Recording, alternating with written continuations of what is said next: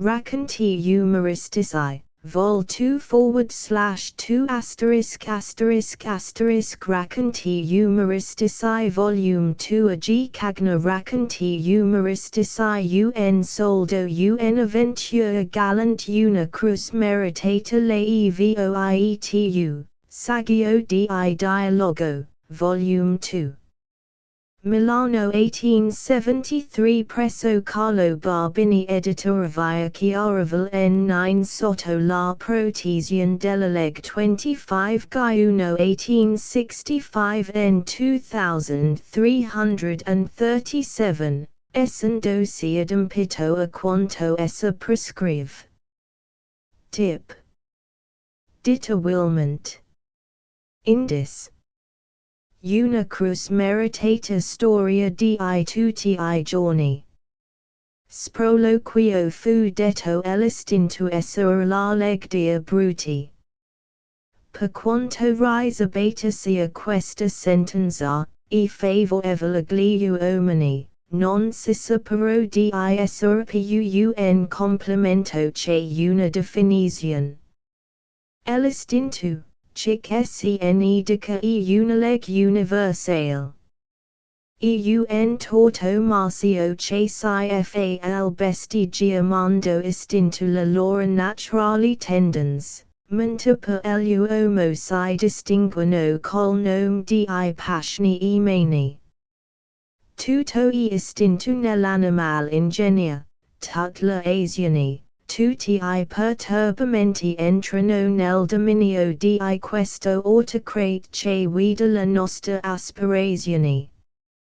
L'istinto spinge l'uomo alla meta, con tanto ardor quanto ne più difficile l'impresa, e la storia di Pomponio che prendo a narrare, un esempio che parla molto in favore di quanto sopra. Manifestazioni di un genio. Pomponio sin dalla prima giovinezza tradiva le sue ambiziose tendens. I suoi genitori erano abbastanza agiati da poter soddisfare tutti I capricci del ragazzo, il quale prendeva gran gusto nell'appendersi medaglie sul petto, e decorarsi come un generale. A 15 anni questa sua smania si fece tanto potente da creargli un bisogno, quello di avere una medaglia di oro per fregarsi arbitrariamente. I genitori invece di allarmarsi per questa tendenza troppo spiccata, se compiacquero invece, perendo ad essi che un giorno o l'altro per la smania di distinguersi, il figlio si azzardasse ad imprese non comuni. L'idea era buona, ma non si rimarcò che a Pomponio bastava avere una medaglia senza crocchiersi tanto sui mezzi di procurarsela. A 20 anni l'istinto ambizioso di Pomponio prese un notevole sviluppo, e tale non bastargli più il facile acquisto di una medaglia. Ormai egli aspirava a qualcosa di più, e si diede con tutta lena alla caccia di un titolo. Entrò all'università per dottorarsi in legge, ma dopo subito qualche anno, si accuse di non aver gran vocazione per la magistratura. E che, per bacco, a giudicare dal numero grande di laureati in legge, non mi sembra tanto straordinario il riservi. La è tanto comoda cotesta strada che financo I ricchi la battono, tanto per poter col titolo di avvocato far valore I loro placidiosi. E per Pomponio non trovo il fatto suo, e rinunzio al baron universitari. Passo un anno meditando sulla carriera che dovesse seguire, Ma una sera dopo di aver assistito in teatro al trionfo di una commedia nuova, circus di avere una pronunciata tendenza per la drammatica. Rumino per qualche giorno su questa manifestazione spontanea del suo genio, e fattosi convinto della realtà, si ritirò nel suo camera per meditare nel silenzio la scelta del soggetto di una produzione. Ma sia che il suo talento mal potesse informarsi all'angusti della scena, o che il suo orgoglio di scrittura lo rendesse incontentabile. Dopo 15 giorni non aveva ancora trovato il filo di un soggetto qualunque. Silenzio nel mondo per studiare qualche argomento della vita sociale, frequento le conversazioni, I bulli, I teatri, percorsi alberghi, taverne betole, ma con poco frutto. E dopo qualche mese non aveva ancora trovato il fatto suo. Una sera, passando per una via un po' remota, in cerca di ispirazione, gli fieri all'orecchio un rumor confuso di voci indistinti, si fermò di botto. E comprese che poco lungi all'ultimo piano di una casa si ballava. La necessità the coraggio. Entrò nel portone, vide lumi sulla scala, easily animoso guidato dal fracasso che ingrossava man mano. Trovo gente sull'uscio, each di che si trattasse. Prometto mia figlia, rispose un vecchiotto dalla faccia allegra. Ah! Una festa di nozze, credeva, zio, tanti gragi, e s'incaminava via. Venga avanti signor, si accomodi, venga a balleria, si amgent all'abna ma, non conosco alcuno. Mormro Pomponio. E che importa? Fragalant uomini non si fa complimenti, venga con me. Si dicendo il vecchio pris Pomponio a braccetto, e lo introdusse in una stanza attigua a quella in cui si ballava. Si era calca di gente, tutti parenti ed amici degli sposi. L'allegria non mancava fra quella gente all'abno, si sentiva un chiacchierio assordante. Il vino correva per la tavola, una parte dei convitati erano già brilli. L'orchestra era composta di un trombone, un flauto e due violini. Anche suonatori parevano ubriachi. Strepitavano coi loro strumenti in un modo orribile. Frattanto la folla si accolcava urtandosi, e nel bel mezzo della stanza, fra un crocchio di danze tra furibondi che ballavano come donnati, si era la sposa, una ragazza solida con spalle archiae.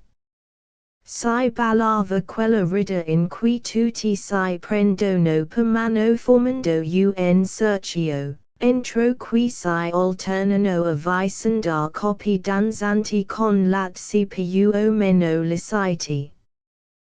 Pomponio passando presso quel cerchio turbinoso, six fu travolto dentro. Ed abench di malavoglia si pose esso pure di mena legame, tanto per secondare gli sbalzi di che lo tenevano per mano. Il ghiotto durava già da una mezz'ora, senza che alcuno pensasse riposarsi. I suonatori tiravano dritto che l'era un piaceria, e la rida teneva saldo. animator the early gignazit. Pomponio era mezzo morto, Luciom scompost gli cadavano sul viso madido di sudor, per tuttavia, timido com'era non osava svincolarsi dal stret dia danze tri. Tratto spiccavas balzi che erano più tentativi che successi, ghiaccia le sue gambe si rebellavano a quella fatica inasitata. Oh! Quanto costa studiare il mondo, pensava fra sé sospirando, e frattanto volgeva gli occhi supplicevoli a quell'inseribile trombone che continuava intrepido, con l'aria di mai più finire. Ad un tratto si udì un grido assordante, evviva la sposa. Questa difatti compariva allora sul limite della stanza ed in men che dice si fu ancessa travolta nel cerchio dia danze tri. Tutti essi la bloccavano a vicenda, che la dava un urtone che essi la primiva al snow in modo da farla sciate. Ma per fortuna la sposa era una tagliatella di tempra feria che resistiva a tutto. Anzi pareva che la vertigine del ballo le sviluppasse la forza muscolare.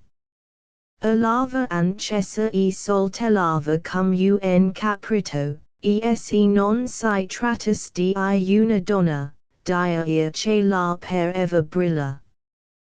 Pomponio intanto ballava sempre ed era acconciato in un modo orribile, quando per sorpresello gli capito di essere tratto in lizza dalla sposa che gli aveva buttato le braccia al collo. Si rassegnò al destino, lanciò uno sguardo disperato al trombone, e si abbandonò nel braccia di quella nerboruta ragazza, la quale abbencia assai di lui più piccola, lo bloccava come un ninello. La sposina lo faceva salta in un modo orribile, ora gli balzava al collo e glielo scrollava da scavezzolo, ora si aggrappava al fal della sua marsina, cagionandogli las erazioni.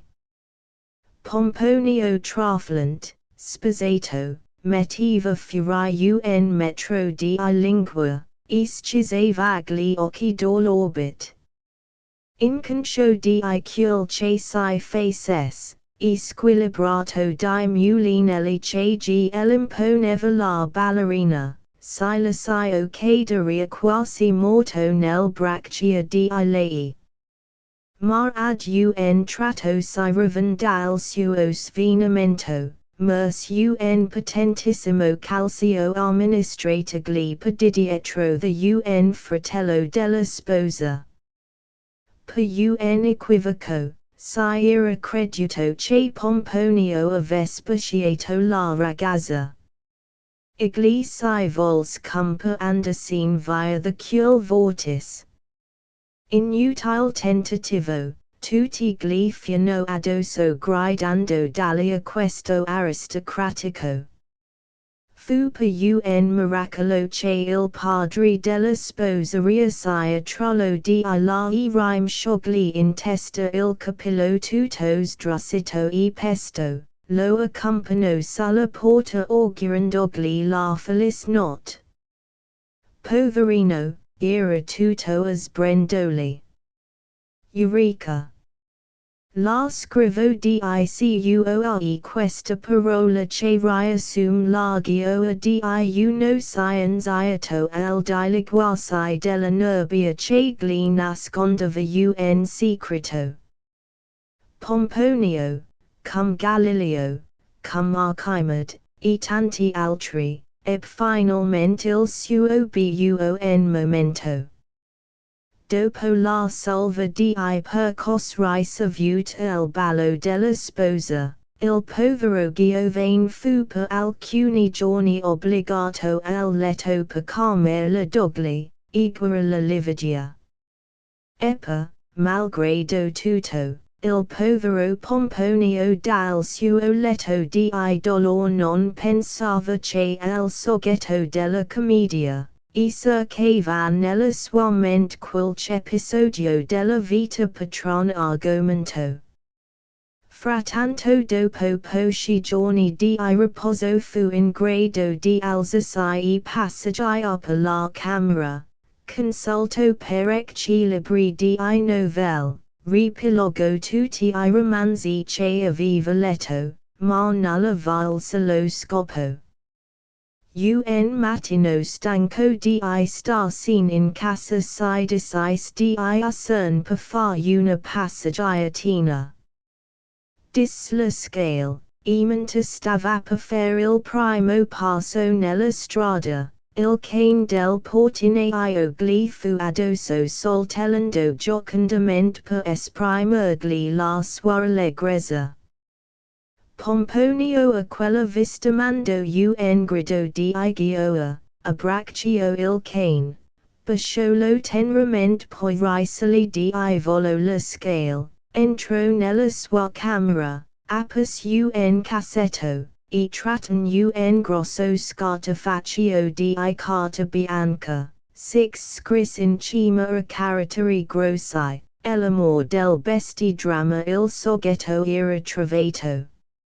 La gestazione di un dramma è sempre penosa. Non di meno Pomponio si adoprò con tanto ardor che in un mese il lavoro era terminato. Para straordinario Italiani, ma la così, un mese fu più che a sufficienza per il neodrammaturgo. Lopez Vega scrive una commedia in 24 ore, e Pomponio che aveva finalmente trovato il filo, pot in breve scriveria sul suo lavoro la parola, fine.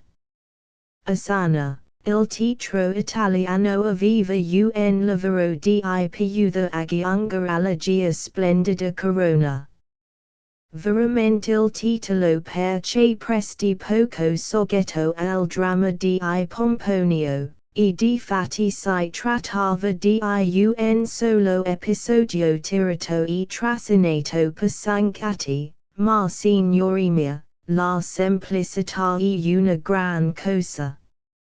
Dio fece il mondo con niente, dunque per poco che sabbia si può fare un dramma. Il lavoro era bello e pronto. Mancava solamente una compagnia per recitarlo e Pomponio nella sua ingenuità credit cosa facile il trovare un capo comico disposto in suo favore. In PC erano due compagnie di commedianti, ed un bel mattino il nostro giovane autore si prese sotto il braccio il suo dramma. Ed andò defilato a suonare il campanello in casa di uno dei dietari. Una donna scarmigliata e bradolosa venne alla sua chiedendo ruvidamente. Chi cercate? Scusate, signora, mormorò Pomponio, abitar il signor capo comico Rinaldo. Sì. Ho bisogno di parlargli. Ripassi più tardi, non è ancora alzato, rispose la donna disponendosi a chiudere. Perdono, madamigola, soggiunse tosto Pomponio, se anche fosse in letto non fa nulla, due sol parole ghiaccia ho molta premura. Allora si degni di aspettare un momento. La porta fu rinchiusa, e Pomponio se ne rimise sul pianerottolo, non troppo edificato dell'accoglienza ricevuta. Dopo di 6 minuti di aspetto, la porta venne ripetuta, e la stessa donna, collo stesso tono glidis, venga avanti. La francesa di Pomponio Iragia di molto si mata, e sentivasi in cuoreun certo turbamento che lo sconcertava. Attraverso una stanzuccia tutta in disordine, entrò in quella del letto, e fermandosi sulla soglia col capello in mano, si rivolse al commediante che stava ancora sotto la coltre, compose la faccia ad un risolino molto imbarazzato e sclamò, "Scusi signor capo comico se, niente, rispose l'altro accennandogli di avanzarsi. Pomponio Aristio due passi, indi riprese con voce tremante, mi perdoni la libertà, so che ella è tanto bno. Al fatto, favorisca di sbrigarsi che non ho tempo da perdere. E capisco, studia sempre. Gia, ma si faccia più vicino, ho un maledetto raffreddore che mi fa sordo. Pomponio fece altri due passi, ma era tutto convulsion, quando fu proprio presso al letto riprese il filo. Dunque, signor Arcibaldo. Mi chiamo Rinaldo. Ah. È vero, ecco dunque, io ho scritto un dramma. Me ne rallegro. Grazie, vorrei vederlo rappresentato, e passio lo portai a lei. I. Sclamò Rinaldo tirandosi sugli occhi il berretto the notte, bisogna vederlo questo lavoro. Si fa tanto presto a scrivere un dramma. Pomponio resto di stucco, il poverino aveva creduto che l'offerta di un dramma facesse impression sull'animo di un capo comico, in visto che va all'opposto.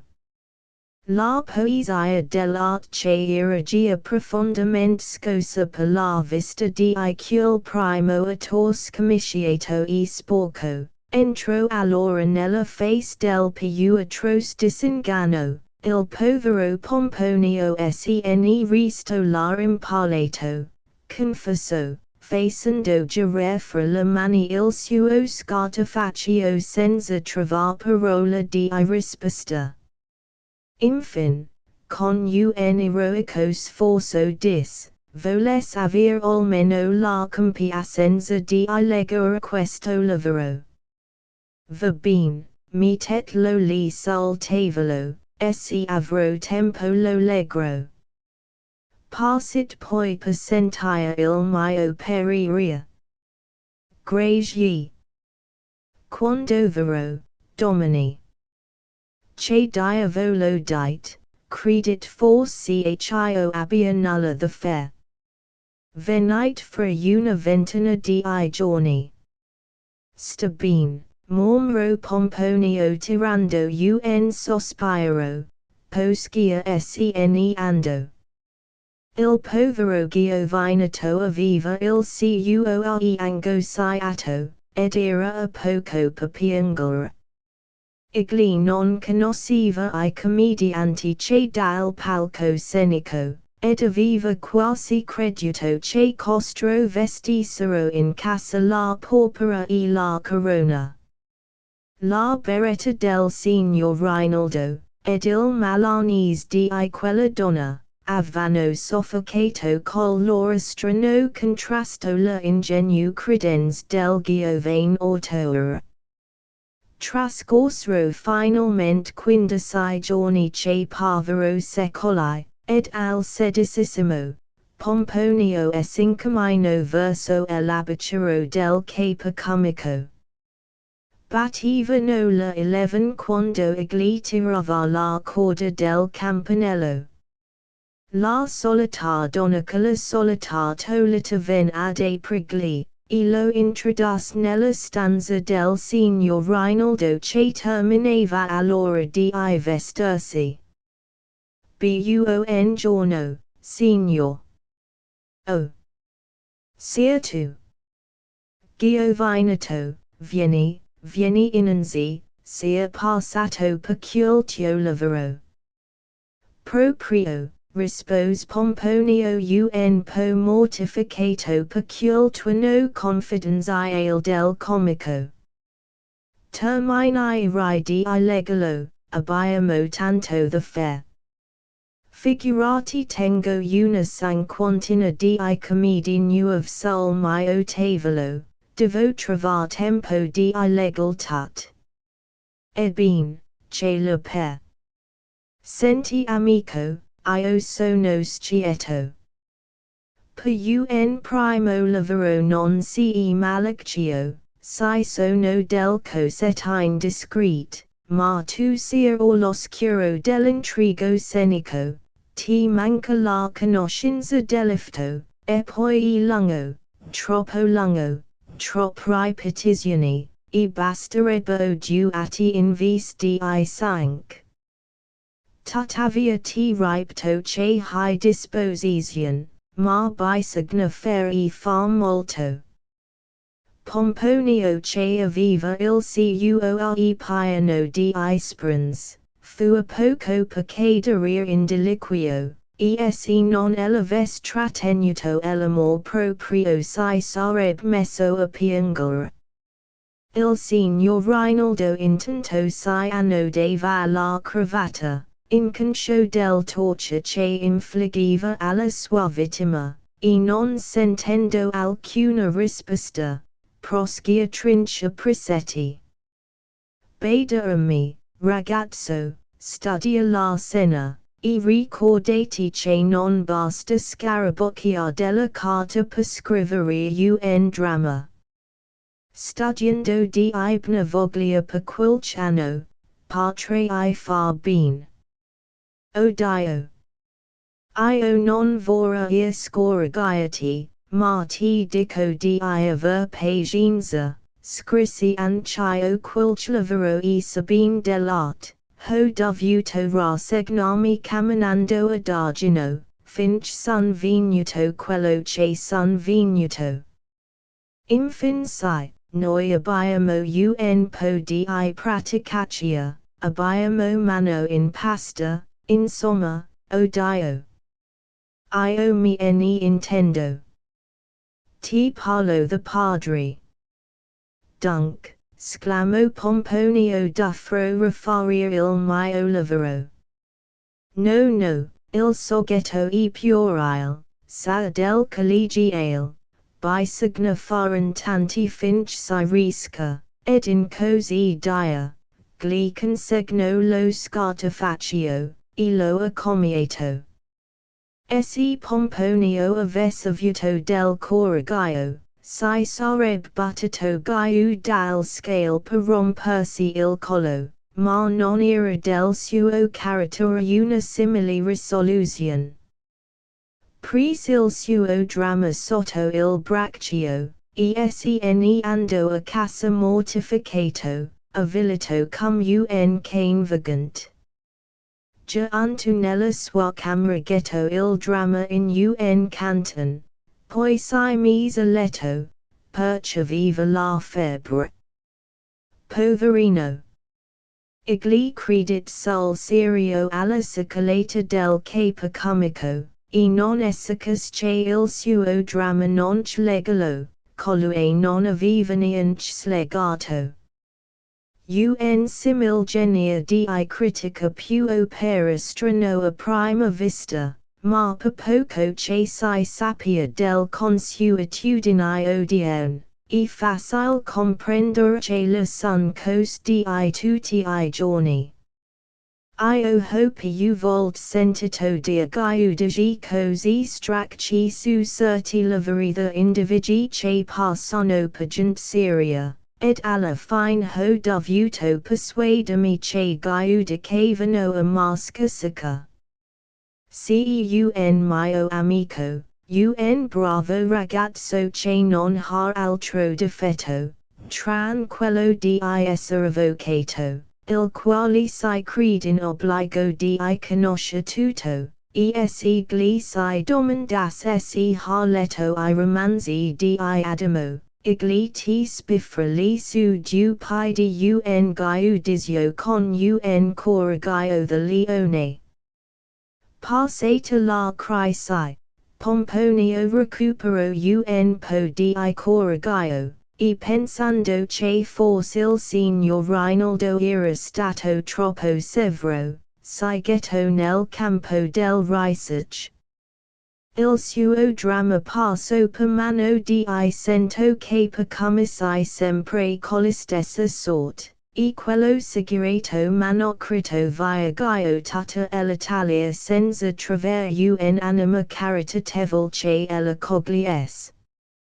Disperato allora il povero autore, ricorse alla più vile risorsa, a quella di pagaria.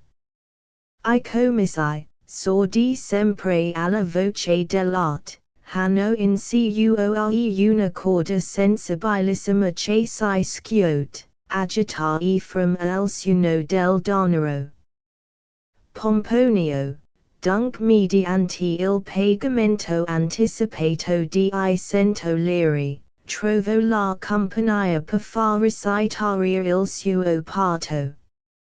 Passo di volo sul prove che costerano parecchissimo l'autore, e mi limito a dire che un bel giorno comparve sul cantonate della città nativa di Pomponio un gran manifesto che invitava il pubblico per la rappresentazione del dramma di un concittadino, col titolo L'amor del bestie.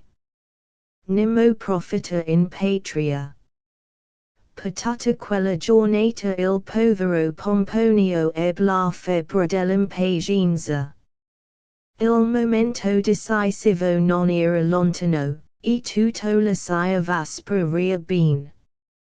Che mi sa dia l'onda di speranza che colava la fantasia del povero autore. Egli era certissimo delicito, e già sognava una piagia di fiori sul suo capo, e quel che più, quella benedetta cruz tanto desiderata.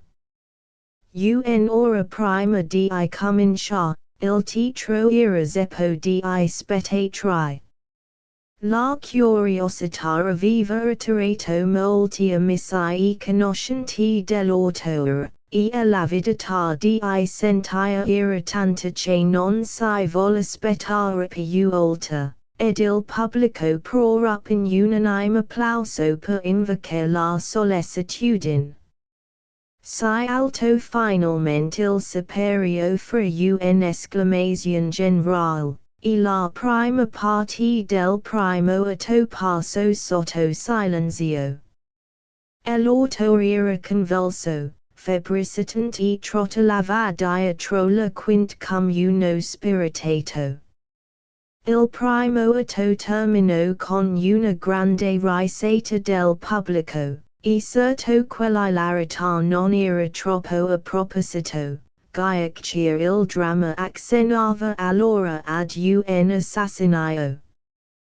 Una metà del secondo atto passò più inosservata, ma poco dopo alcuni sbuffi di impatienza che venivano dalla platea indicavano che il pubblico non s'interessava gran fatto. Però verso la fine dell'atto parve che risorgesse un fil di vita, ghiacciar esudiano per la prima volta alcuni ficci che scoppiarono in veri punti dell'uditorio. La pazienza e virtù di sonrai, vero e che ben spesso il pubblico non scherza in fatto di tolleranza. Ma quando per ventura la noia comincia ad assalirlo è impossibile evitare una burrasca. Domandate loa pomponio che fu costretto di svinersela a metà del terzo atto, e buon per lui che se la cavo senza peggio. Difatti il pubblico dopo di aver soptato mezza la produzione, non ebbe il coraggio di porta più a lungo la sua sofferenza, ed il ficcio che prorop ad un certo punto fu così spontaneo, unanime, ed arrabbiato, che si credit prudent che la tela, e tronche la rappresentazione. Io non tenterò certo di salvare il povero Pomponio, mi ne guardi il solo. Il suo dramma non era cosa soptabile, fa fed lo stesso titolo, l'origine della produzione. Mi prendrò ben guardia di raccontarvi l'argomento per non addossarmi la ira diligente. Basti sapere che il povero Pomponio in vis di trionfo e cruz, si ebbe una potersi di figiate the togliergli la malinconia di scrivere per il titolo. Non è dunque si facile diventar cavalier. A cent'Italiani basta un raglio di asino per procurarsi una cruz. Alla malera dunque I maldicenti, poiché infin noi vediamo quanto malagevole sia guadagnarsi questa distinzione. No signori non basta essersi ucopagia angere tanto, se anche così fosse, che prova. La parte dell'asino è difficile sostenersi, interroga l'uscio apulagio si vedrà che falla the sombro. Spesso più agio che non si pensi. Neva più obbligato l'asino di messa domenico Garazzi, che se tutti I cavalieri avessero un briciolo appena del seno di quell'arguto samerlo, l'umanità potrebbe andar lieta. Per me lo confesso. Quando leggo l'orazione funebre che il casti fa recitare l'asino, penso che se tutti I discorsi di circostanza fossero come quello, sarebbe meno penosa la situazione degli ascoltatori.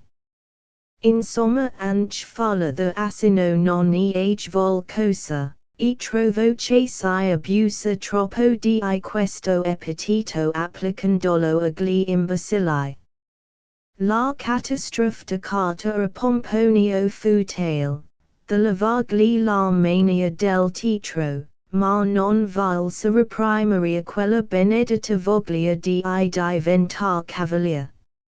La sola sua costanza si meritava la cruz. Ma sfortunatamente la fermezza di proposito non è più una virtù in questo secolo del progresso in cui tutto cammina fra la sfumatura bizzarra di una verità senza fine.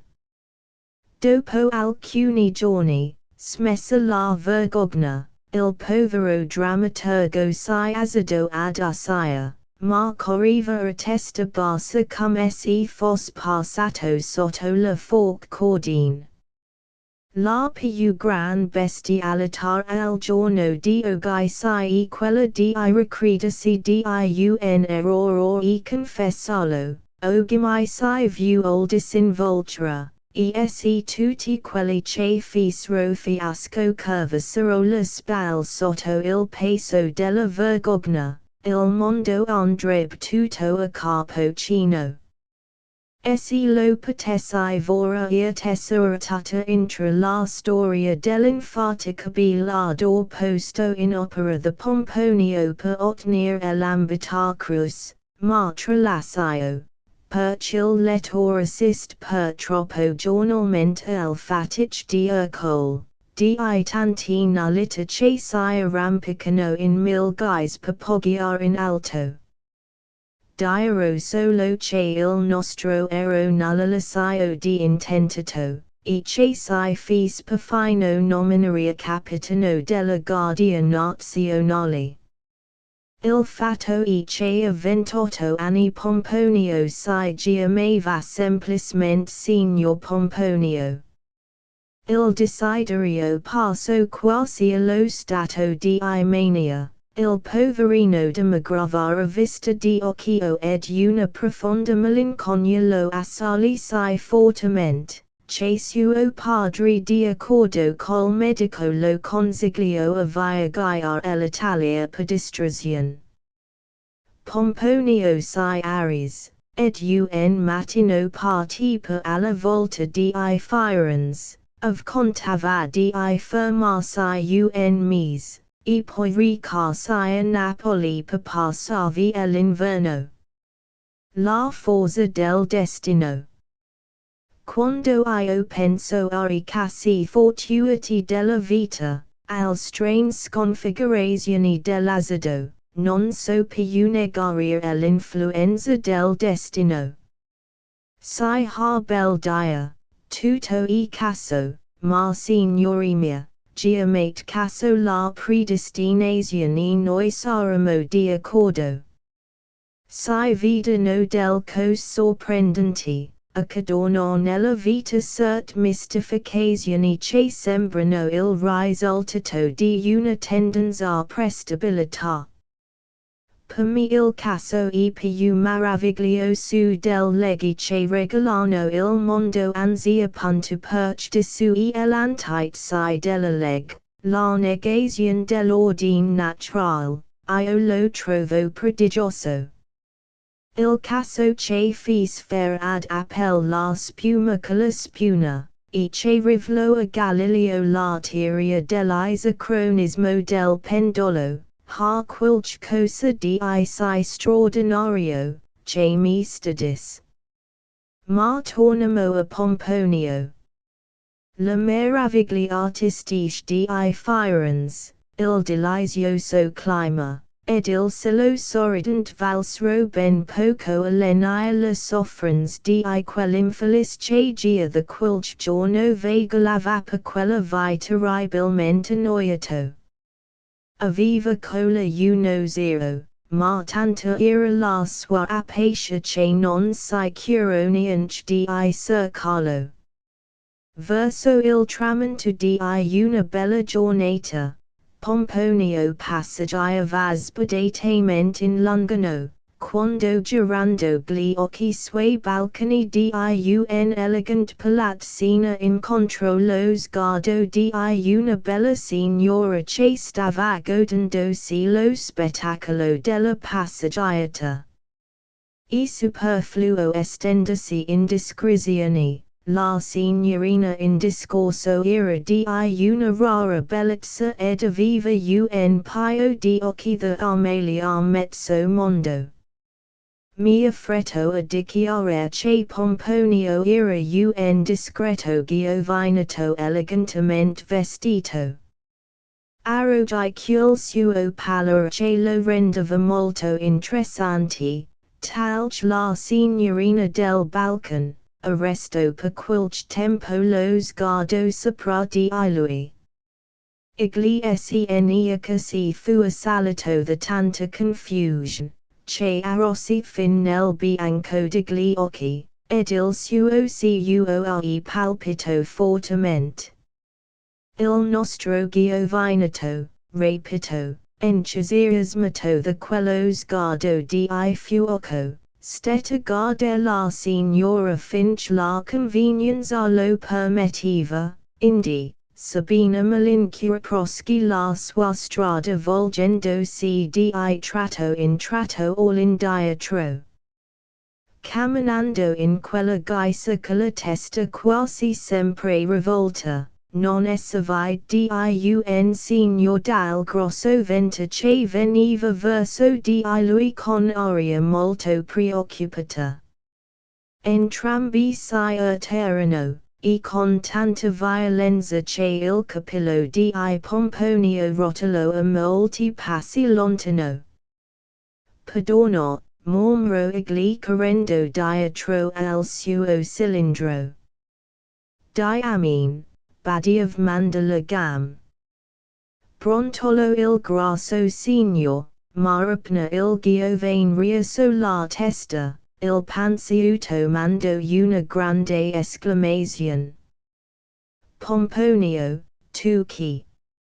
0, siet voi. Olacia chatia braxi, esai dicendo lo 0 senza curasi disur sulla publica strada, solto al collo del nipot. Cheramus al conto confisso per quella excessiva tenerezza. Cum, burbo. Tu sia affirens, ed io ne sapeveniant. O dio. Pno. Pudinatimi 0, aviva puduto l'indirizzo. Esai sia venuto senza accorger 10. Cum. Io abito in quella palazzina. La dove see quella signora. Precisamente, siamo vicini ibni amici. A 0, congiustemi in casa vostra. Andiamo. E 0 e nipot prendendo sia braccetto, rifsro la strada. Ed entrarono nel porton non senza chaparro Pomponio lancius uno sguardo di soddisfazione alla bella signora, che era stata testimonio della scena. Passo di volo su taluni incidenti di nessun remarco. E facile di altron supporre l'argomento della conversazione fra 0 e nipot. Pomponio dopo fatto l'elogio all'appartamento si avanza timidamente sul balcone, e traversa pochi metri distant dalla signora che aveva tanto ammirato. Arrosi a quella vista, e lo 0 che era uomo di mondo, non durò fatica a comprendere. Bella signora, è vero. O molto. Rispose Pomponio. Set femi feri la sua conoscenza, e tanto amabil, in così dia lo 0 fis un grandincino alla signora. Pomponio per secondalo, si scoprì il capo, ma lasciò cadere il capello sulla strada. Oi! Sclamò lo 0, mio caro, patisci forse di nervi. Poco fa manco poco che tu mi facessi stramazzare, ora butti il capello giù dal virone. Pudinate 0, la distrazione. La signora intanto erosi ritirata, forse per uno sfogo di ilarità. Comunque fosse, è innegabile che Pomponio per un primo incontro aveva già guadagnato terreno. Se io volessi dir tutto per filo e per segno non la finire più, ma non essendo di che tali che scrivono a un tanto per pagina, così evito amplificazioni inutili. A che scopo narrare tutta la vicenda per la quale il povero Pomponio resto vittima inconsolabile di un amore ardentissimo. L'anima sua aveva finalmente trovato la gemella, non più solitudine, sospironi sparati al vento, non più malinconi, ma stret di mano espressive. Sguardi di fuoco, urti di ginocchio, pestit di piedi, con quel che segue. Non accurato, elogito di Pomponio era la signora del balcone, la vezzosa vedova per la quale aveva fiaccato il vento dello 0 e buttato il capello sulla strada. Si giamava allegra. Aveva 27 anni, una bella faccia, due grand'occhi bruni, una taglia provocant, un pidino di angelo, una dote di cinquantamila liri, ed una gran voglia di rimritasai. Cospetan. Con tanta roba in vetrina non mancano avventri, ed allegra enia viva molti, e fra questi un cugino al conto attempato, ma personaggio important influentissimo nei circoli diplomatici.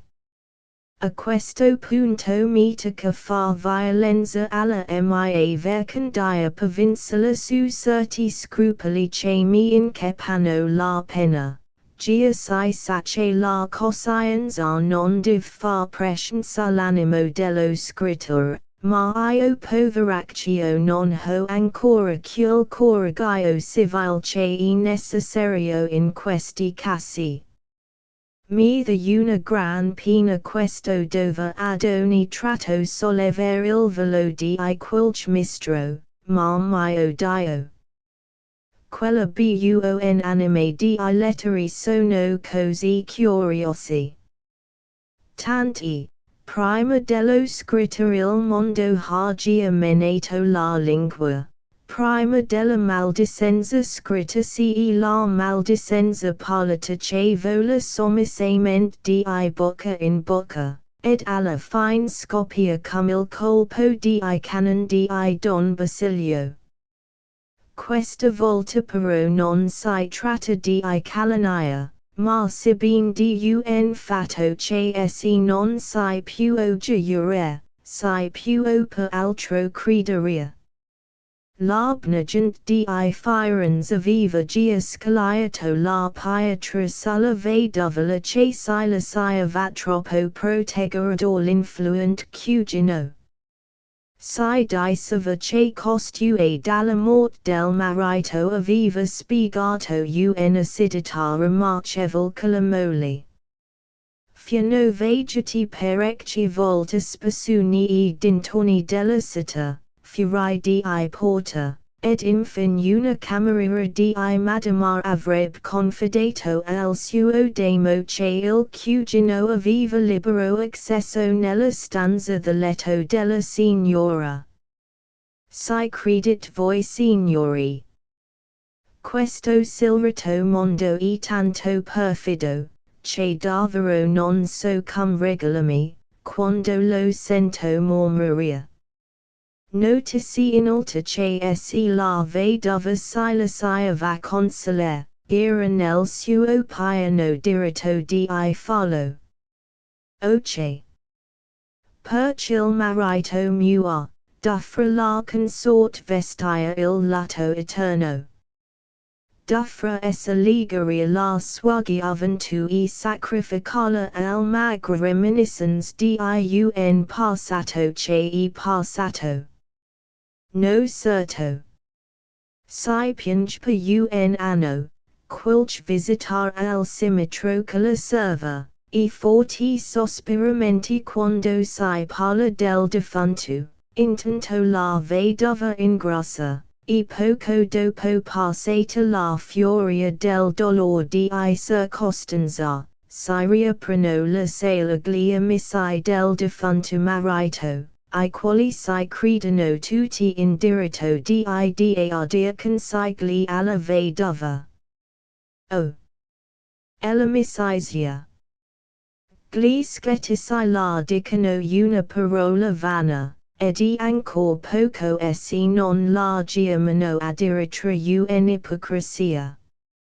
Consoler gli afflitti e uno dia dovrai del buon cristiano. Ed in fede mia, non saprei trovare opera più generosa e piacevole di quella di asciugare la lagrime ad una giovane vedovola. Ma andate mo a far sfoggio di questi bni sentimenti, six ridrano sul muso. Mi ricordo di aver visto I funerali di un povero marito accompagnato da un corteo di pietosi amici tutti in lagrime, e ricordo ancora che mi sentii profondamente commosso. uno poi fragli altri tanti che accompagnavano il feretro, aveva un'aria così addolorata che era una pietà il vederlo. Ebbene, mentre mi stava pensoso ad osservare, sentii dietro di me il seguente dialogo, il signor B. Che aria afflitta. Ah! Che ridicolo. Che impostor.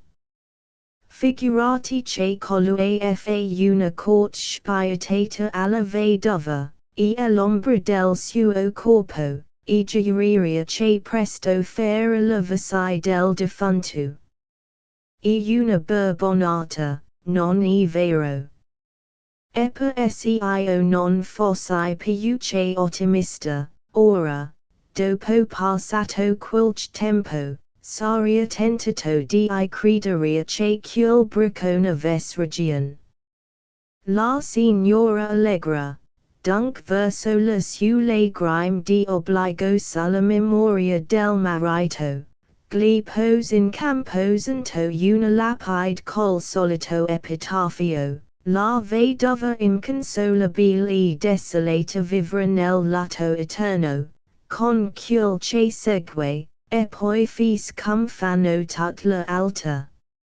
Cerco di distrussi, e ridivento civetta, voglio dire una dama del bel mondo. Tutto passa quagiù, tutto finis in questo basso mondo. E la vedova la reprise ben tosto la sue abitudini, anzi ne contrast dell'alta, frutto del suo stato libero. Non si mancava la reclame sulla sua disponibilità, la signora Allegra andava sempre vestita a lato, ma la gente che non ritrovava in quella gramiglia più un richiamo che non l'espressione di un dolore. Finché io sto col mondo, ghiacciare il lato del signor mi fa sempre l'effetto della quarta pagina di un giornale.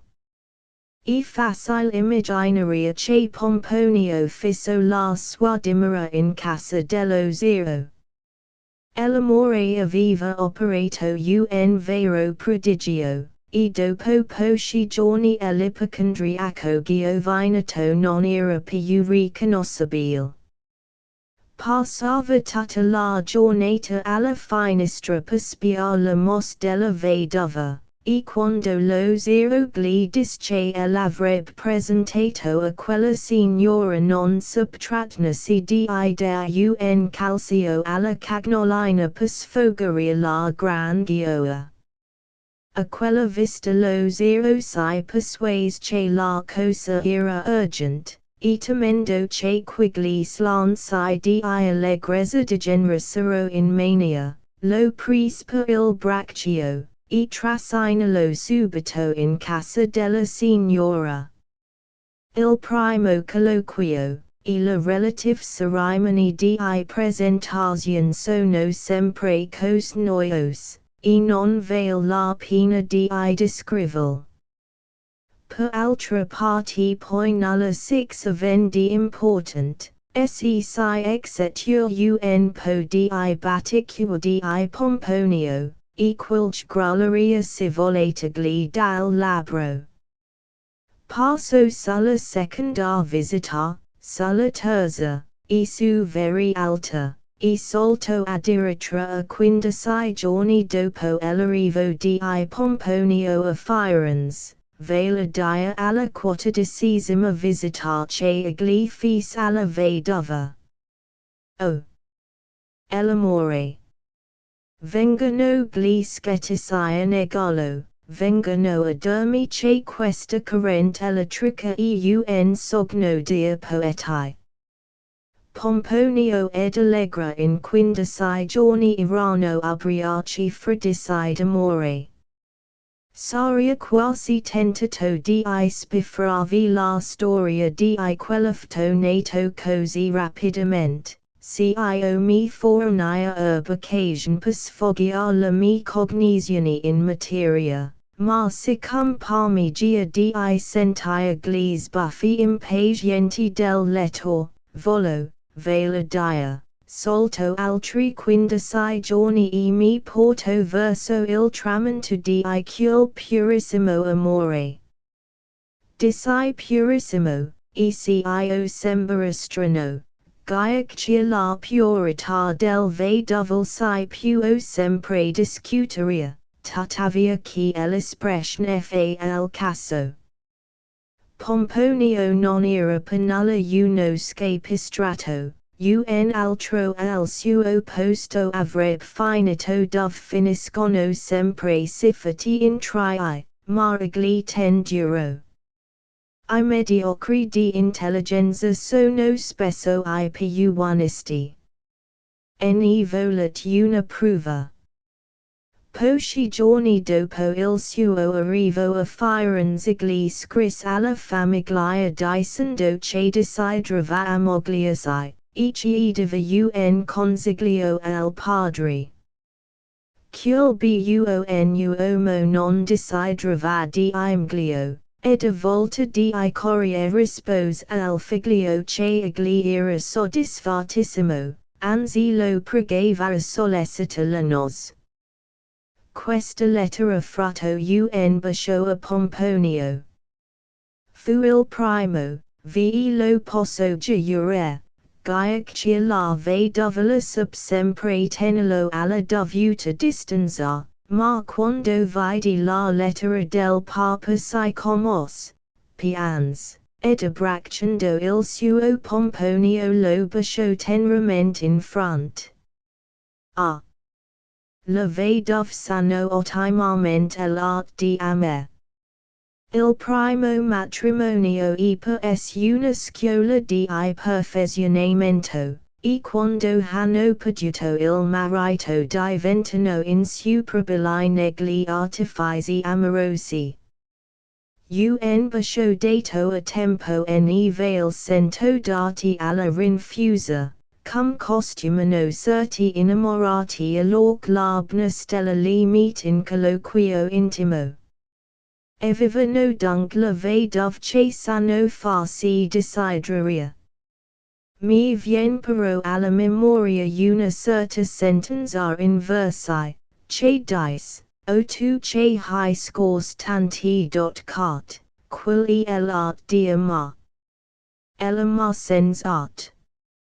Questa laconica risposta tornerebbe tutta a favor dell'ingenue, dunque cum sempre avvien si region per ambla parti. Ipasiomento amiro il bacio unico e speculativo del vedov, batto la mani mil che si danno I Giovanni amanti, e che dio glila mandibno. L'amore non si discute, o si sent, o non si comprendi, e Pomponio che lo sentiva molto fortemente. Non indugio gran fatto ad assecondare il desiderio del padre. Senza tanti arzigogoli, solscimo ancora un mesetto, e gli sponsali sono fatti, times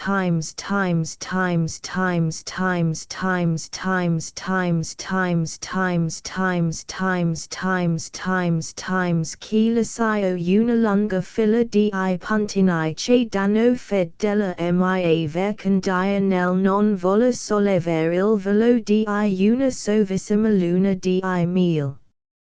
Il sol entra in Capricorno.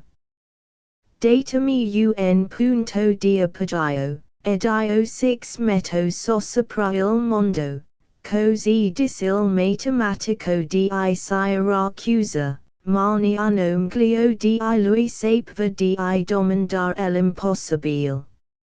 Ormai si sappa lunga esperienza che tutto obbedisce cert leggi inalterabili della natura. Chi nascavalo non mora garofano, e le tendens degli uomini per far che si faccia non si pono violare. non mi si venga fuori colonipotens a dell'education, Gaiaccia per conto mio domandare l'abilization del vocabolo onipotens a il quale esprime una cosa che non esiste. E provato che dio stesso non può essere onnipotent perché non saprebbe fare un circolo quadrato. Dunque restiamo d'accordo che le tendenze insite nell'uomo sono immutabili. Anche la luna di mille subis cum tut la alta la sue face di decrescenza, che la sola diversità che quando è tramontata non ritorna più mai sull'orizzonte. Luna fatale. Il suo splendor durò poco per Pomponio, che dopo qualche mese cominciò ad abituarsi alla felicità, e poscia s'eleb di peso. La vedova aveva dei piccoli grilli, la piaceva di essere corteggiata, voleva fest, teatri, bulli e concessi e poteva Pomponio presentarsi in pubblico, senza essere nemmeno cavalier. Ecco il talo che rose la sugio e coniugali.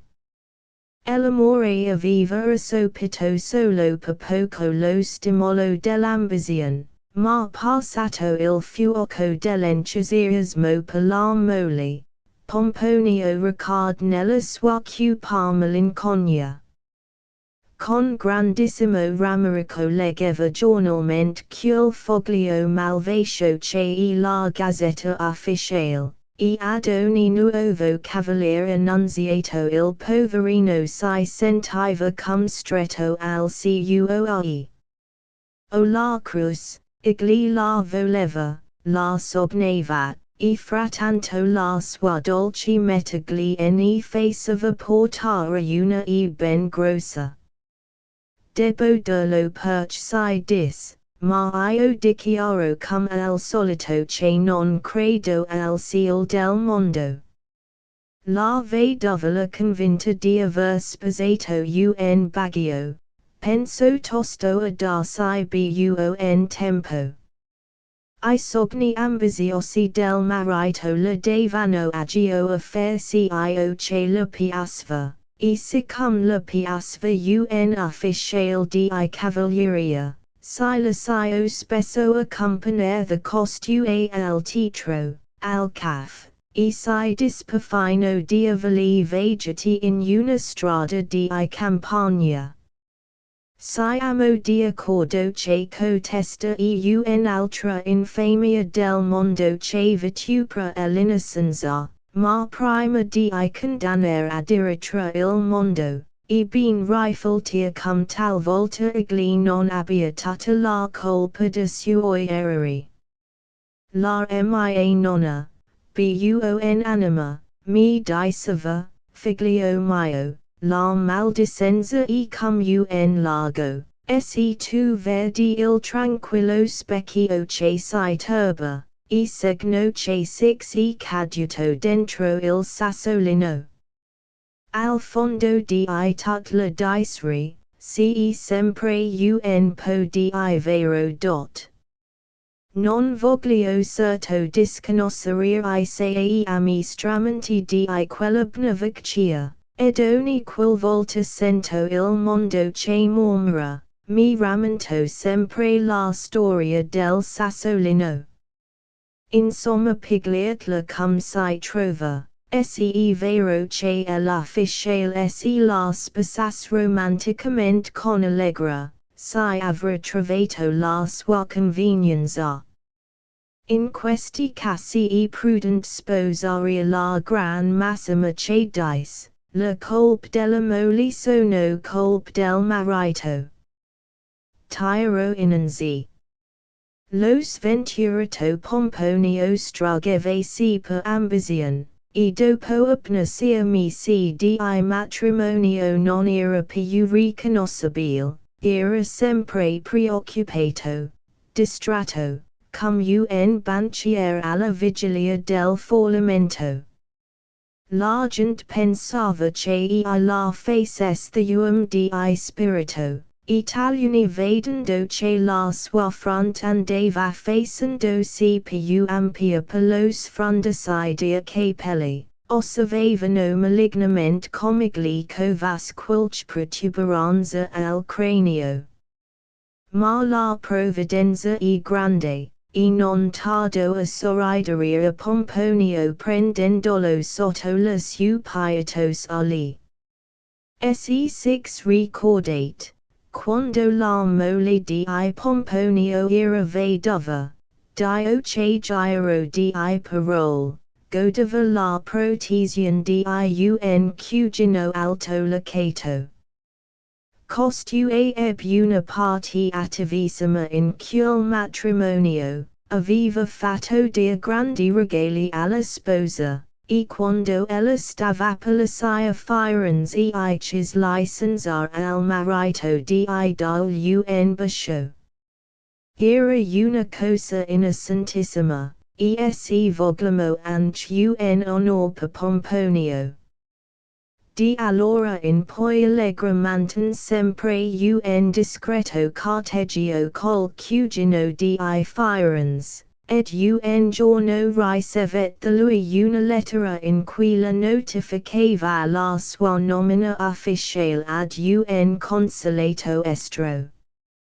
Inoltre per postscriptum iravice appena sbrigati alcuni affari, Igli passerebbe salutarla prima di abbandonare l'Italia. Allegra comunicò la lieta novella a Pomponio, il quale sentì slagarsi il cuore per la gioia. E facile comprendere che un volume di speranza era riapparso nell'animo suo, facendo egli gran calcolo sull'influenza del cugino diplomatico.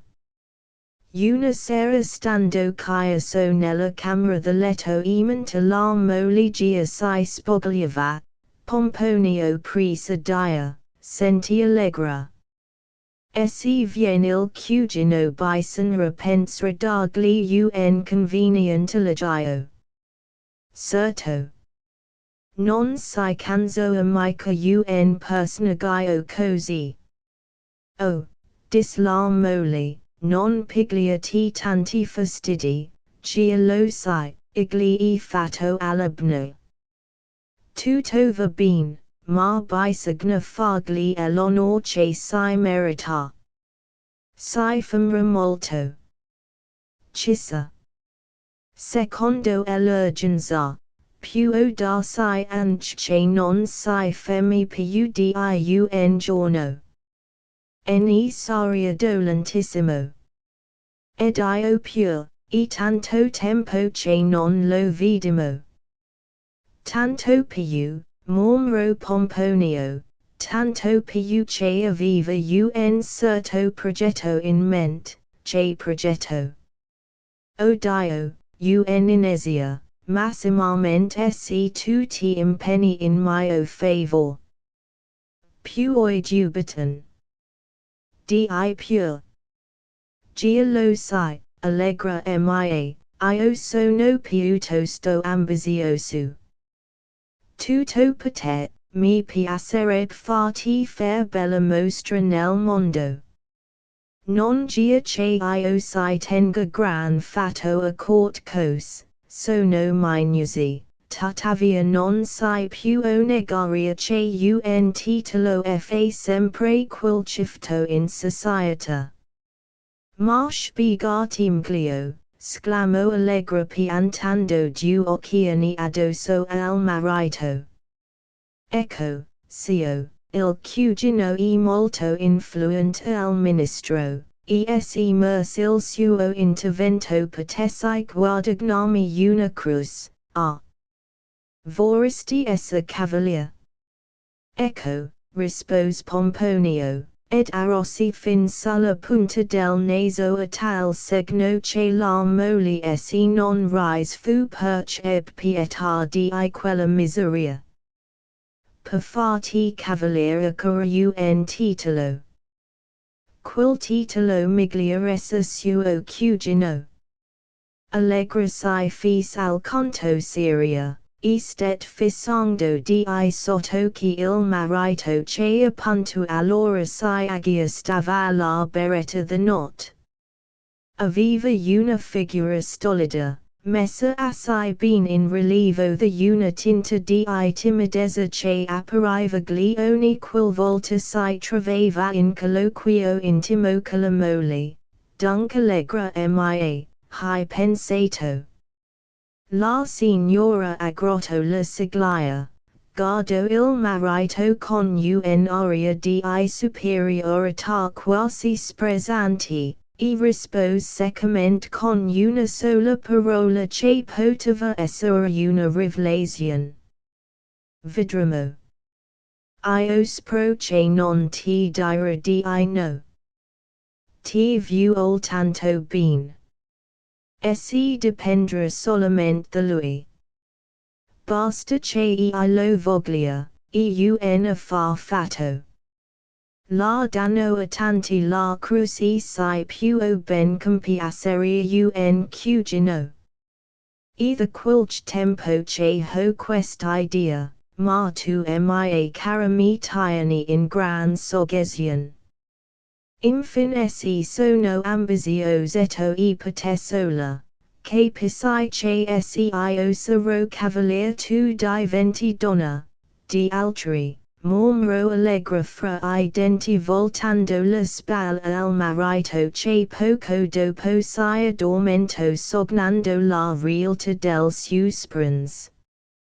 Dopo tanto, sfido io il lettore se avrà ancora di scagliare la pietra su quella povera donna.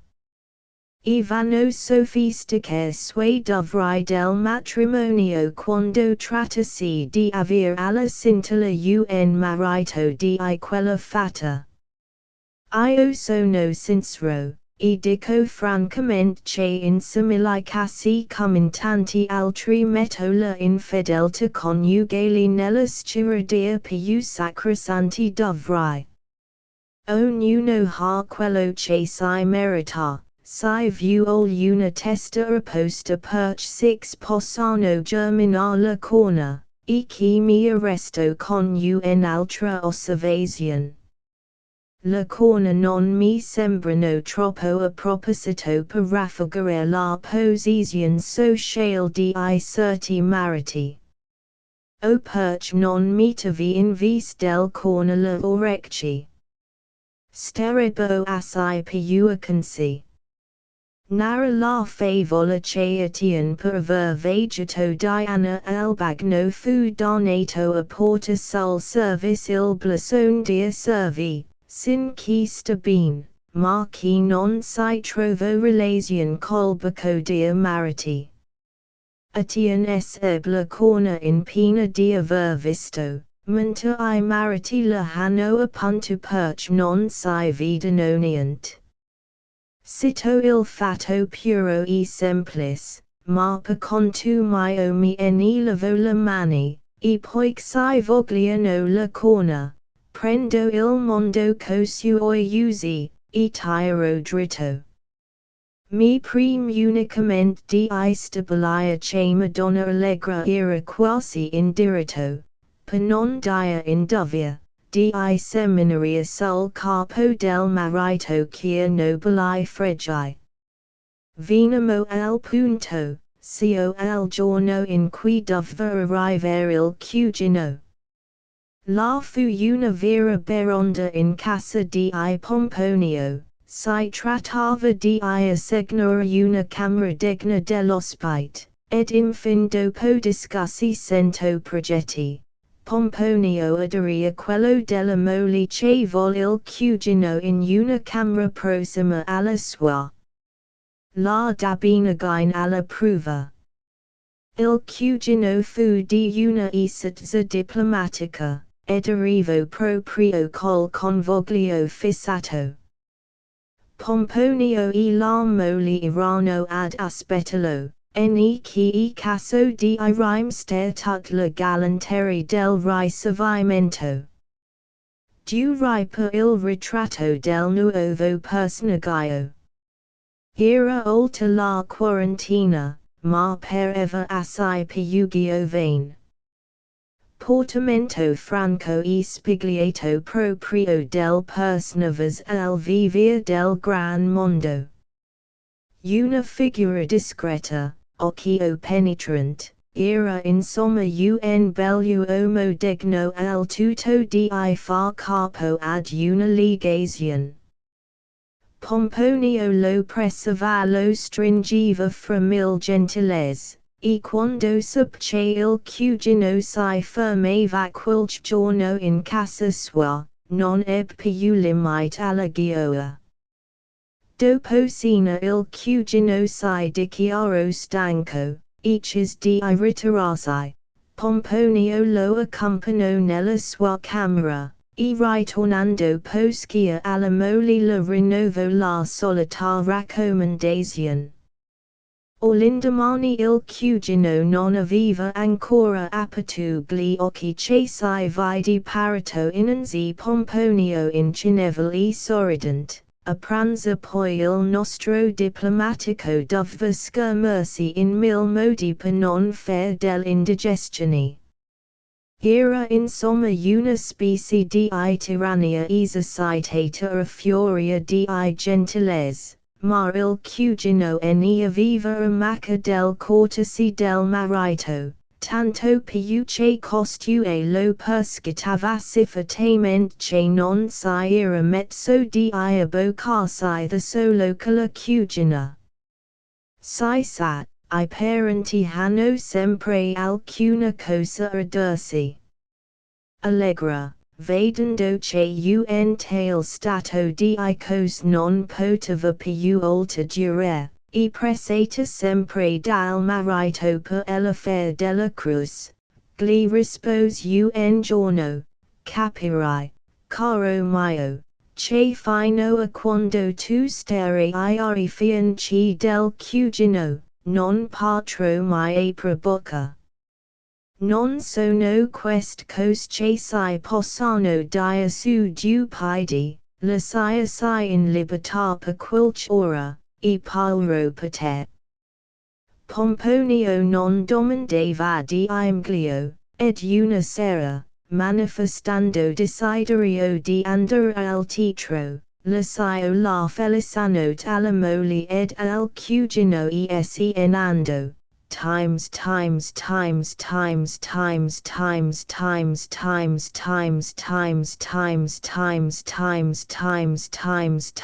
lasciato benevoli lettere, lasciat che io segni con tanti vercandi puntini il colloquio intimo dia due cugini, se così non facessi vari tacciato di Lisa morale. Siamo in epoca rigeneratrice, tutti caricano la cruz al povero scrittore che per essere verosimile travessi ben spesso costretto a rivelare certe verità disgustose. Mio Dio! Il vero non es inventa, e pro bisogna adattarsi e pigliarlo duffi. Infin vogliersi o no. Tutto concorre al grande scopo umanitario e riformatore, ed anch'egli scrittore che la sua pietrosa qualunque porta il tributo all'immenso edificio sociale. E curiosa però cotesta set di morale che invade il nostro secolo cadente. Si dia che tendi a purificarsi del magagn reportit in Giovinezza. Marahime. Anche il concetto della morale che si sente oggi puramente una smania della moda, e più spesso la cagna di tanti filosofi moralisti ad un tanto per pagina. O perch, signori mia. Si pretende che lo scrittore per primo entri nella palestra per infarinarsi di un trascendentalismo sociale che esiste nell'idea, ma non nel fatto. La morale sarebbe vera, ma finch la generazione proscurano per questa via di lubric costumans, la parola dello scrittore sarà buttata al vento. E la moda. Gaiaccia la virtuva via slogiando dal nostro case gaiaccia la corruzione entra patat la fescia, si pretendi che il senso morale resti almeno sui libri come se si volesse ingannare la posterità. Di questo passo la letteratura non sarà altro che un museo destinato a custodire una collezione di ipocrisie che non sono per nulla l'espressione dei nostri tempi. La mission della letteratura non è tale, ella è di ritrarre correggia, non di simulare mentire. Si pratici la morale, si facciano le buone ed allora lo scrittore avrà soggetti di onesta the studiar sul vero. I libri di un secolo sono lo specchio de suoi costumi. Intanto, I puntini mi hanno fornito una digressione che tutta l'aria di una predica. Ma esse acaso la pigliast sul serio six diaro per scarico di coscienza, fate quel che dico, non quel che faccio. Il lettore non sarà certo così curioso da voler sapere quello che passo fra I due cugini, e si appura di sentire le ultime parole di quel colloquio. Supponemo che siano trascorsi 2 ore le siamo soli. Supponemo quel che si vuole argomentazioni sono libera, riferisco le ultime parole. Allegra e un po' commossa, il cugino fuma uno sigaro. Mia cara Allegra, tu sei per farti un piacere me lascio tanto pregare, ma in questo caso mi trovo imbarazzato. Non intendo di crearti imbarazzi. Se tu potrai contentarlo mi farai libero di una gran seccatura. Un buon uomo, ma ha las mani ambitiose. Del resto e proprio un buon uomo. Non è geloso. Niente.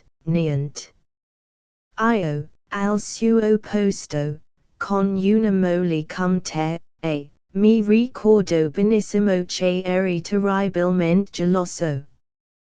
Te lo ricordi? Certo, non si dimentica si presto un passato tanto bello. Davvero cugina, che quando si penso, sento di aver perduto gran cosa. E non era forse in tua mano far si che noi non si separissimo mai più. Hai ragione Allegra, o quanto mi ne duole. Ora fra la rigida freddezza degli affari, sento proprio il bisogno di aver al fianco una persona affettuosa. Ti ricordi dei giorni che si passava insieme, nella mia villetta fuori di Firenze? Ah! Si penso sempre. Fra pochi di parto, e chissà quando si rivedremo. Prima di lasciare l'Italia, paglia non so cosa per godermi ancora alcuni giorni di felicità, ma se io non è possibile, a meno di aiutare tuo marito. Allegra non rispose, ma sorrise, ed il cugino corrugando la fronte con quell'atto proprio del personaggio al pensiero, si fece medita in silenzio, indi cum colpito da un'idea esclamò vivamente, ah! El ho trovata. cosa. Cis l'allegra fissang dolo.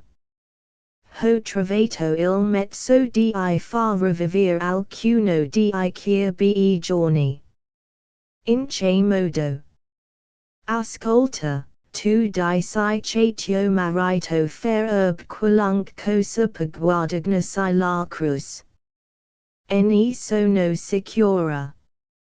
Si tratrebbe di farlo viaggiare a Firenze con una mia lettera da consegnare al segretario di gabinetto. Forse, chissà, è probabile che si riesca a crocifiggerlo. Ma si vuole un motivo. Si troverà, la siana mi la cura. Questa sera tu parli a tuo marito, domani lo fermo partia. Pomponio ritornando dal teatro, trovo la moglie in letto, mentre calzava la berretta the notte, allegri parlo del viaggio a Firenze progettato dal cugino. A te l'annunzio, il baggio si mise sotto Pelagioa. Si manco poco se non corse in mutandi a ringraziare il cugino. Si posa letto, ma non caia socchio, il viaggio per Firenze gli trottolava per la mente togliendogli ogni quiet.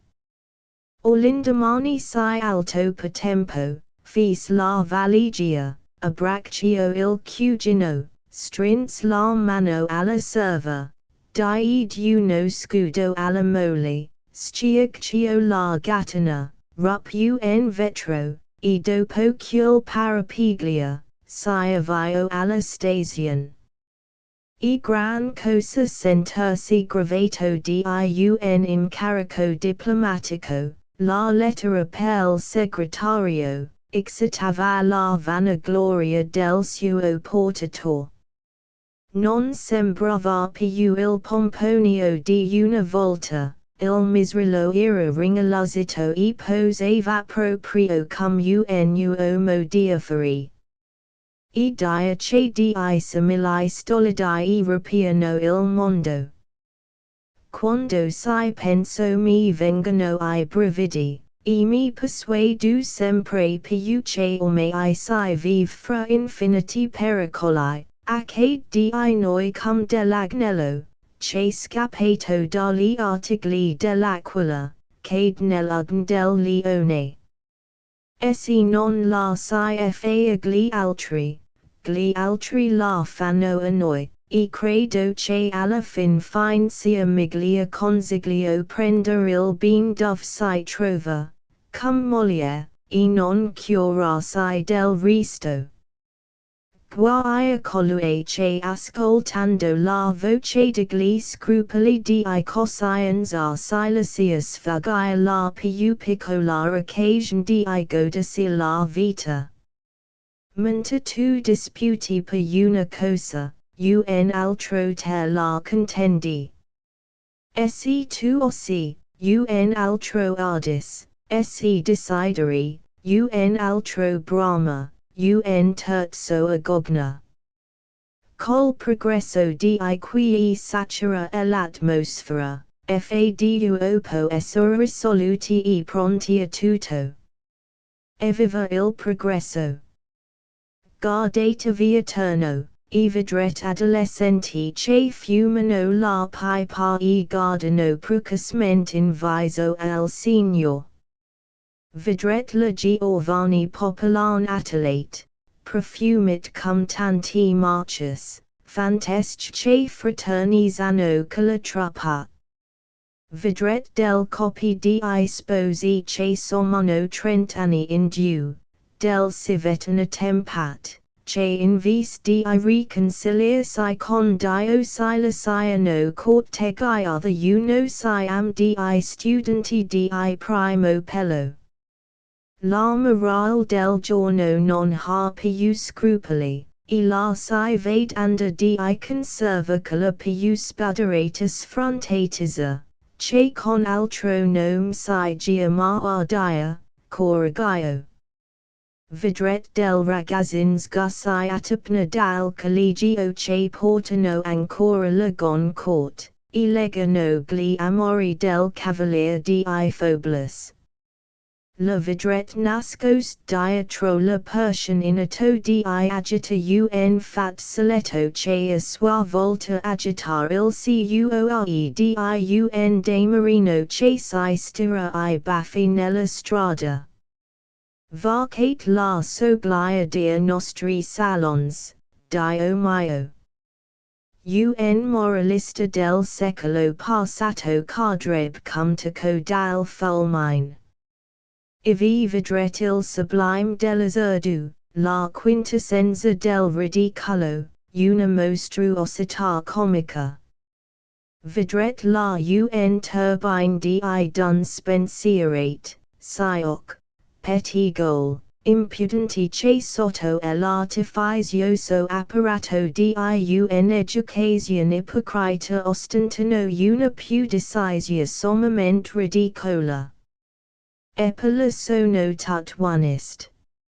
Oramai questa santa parola esprime tutt'altro che quel sentimento virtuoso che anima la donna. El onesta dei nostri giorni non impedis ad una madre di mostrare la spalla ed il seno a tutto il pubblico di un teatro. Ora si usa un certo modo di voler la membra che val peggio che mostrare, il velo e una specie di richiamo che simulando un onesto pudor segna agli sguardi di curiosi I misteriosi confini del vero. Chiudete gli occhi. I cattivi come il fringello si volet cantar l'amore anime candide dir poeti. Si voi videst quest belta di moda, quest damigel decint e spuderate, perderist di un tratto il sentimento della poesia. Torset lo sguardo the quest Giovanni se sedotest amore che immolano il loro candor alla voluttuosa tendenza dia costumi. Non partrit più sognalo il snow di una virgin, o poeti. Essa lo espone senza reticence. Quell'anima delicata del tasso, non partreb più dia del Nostra Signorine, partia par del meme serbi crude parti altrui ne recaprin vida vesta, in vida, mar essia glocchi il varco ciude, l'amoroso pensia gia non esseresta che non ben pago della bellezza esterna, nel pc crete anco es interna. Ma si vuol altro che valori di nostri. Che parti. Venite e vedret tutto senza usare il telescopio dell'amoroso pensiero. Dopo tutto questo impasto di occhi, vanità, spudoratezza, rispen poca cosa la dabinagine di un marito che si lascia civilmente in coronaria.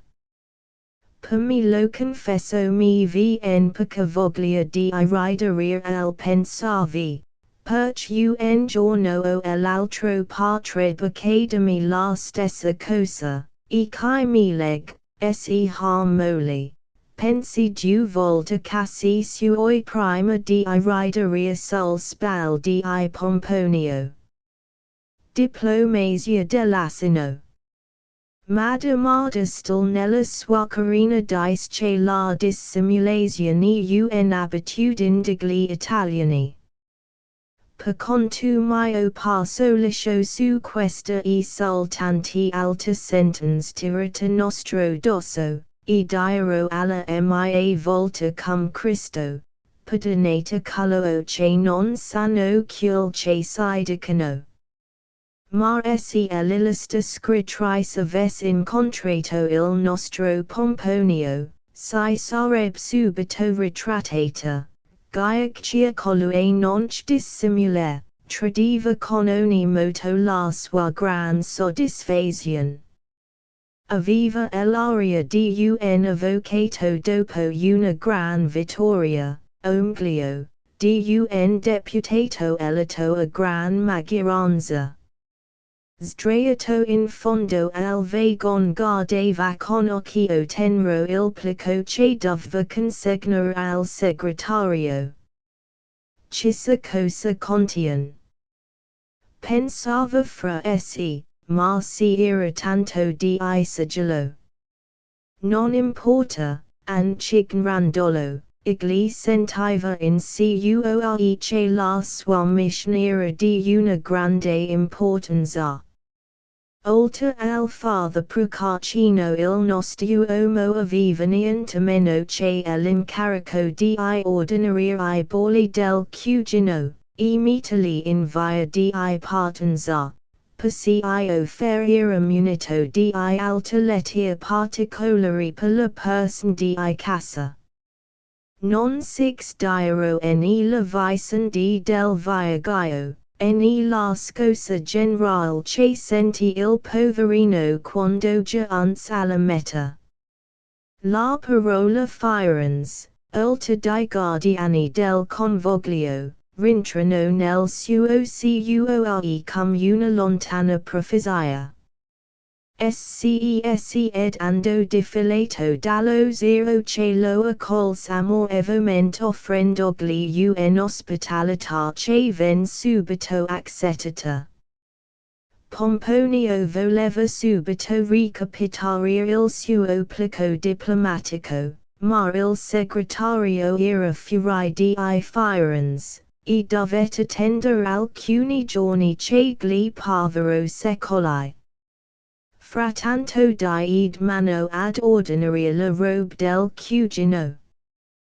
Dopo 4 giorni sub dal portinaio che il segretario era ritornato, Pomponio si avviò subito al ministro, e noi lo sorprenderemo appunto lo scalone degli uffici. Entrò in anticamera con molto sossego, ma nessuno gli guardò in faccia.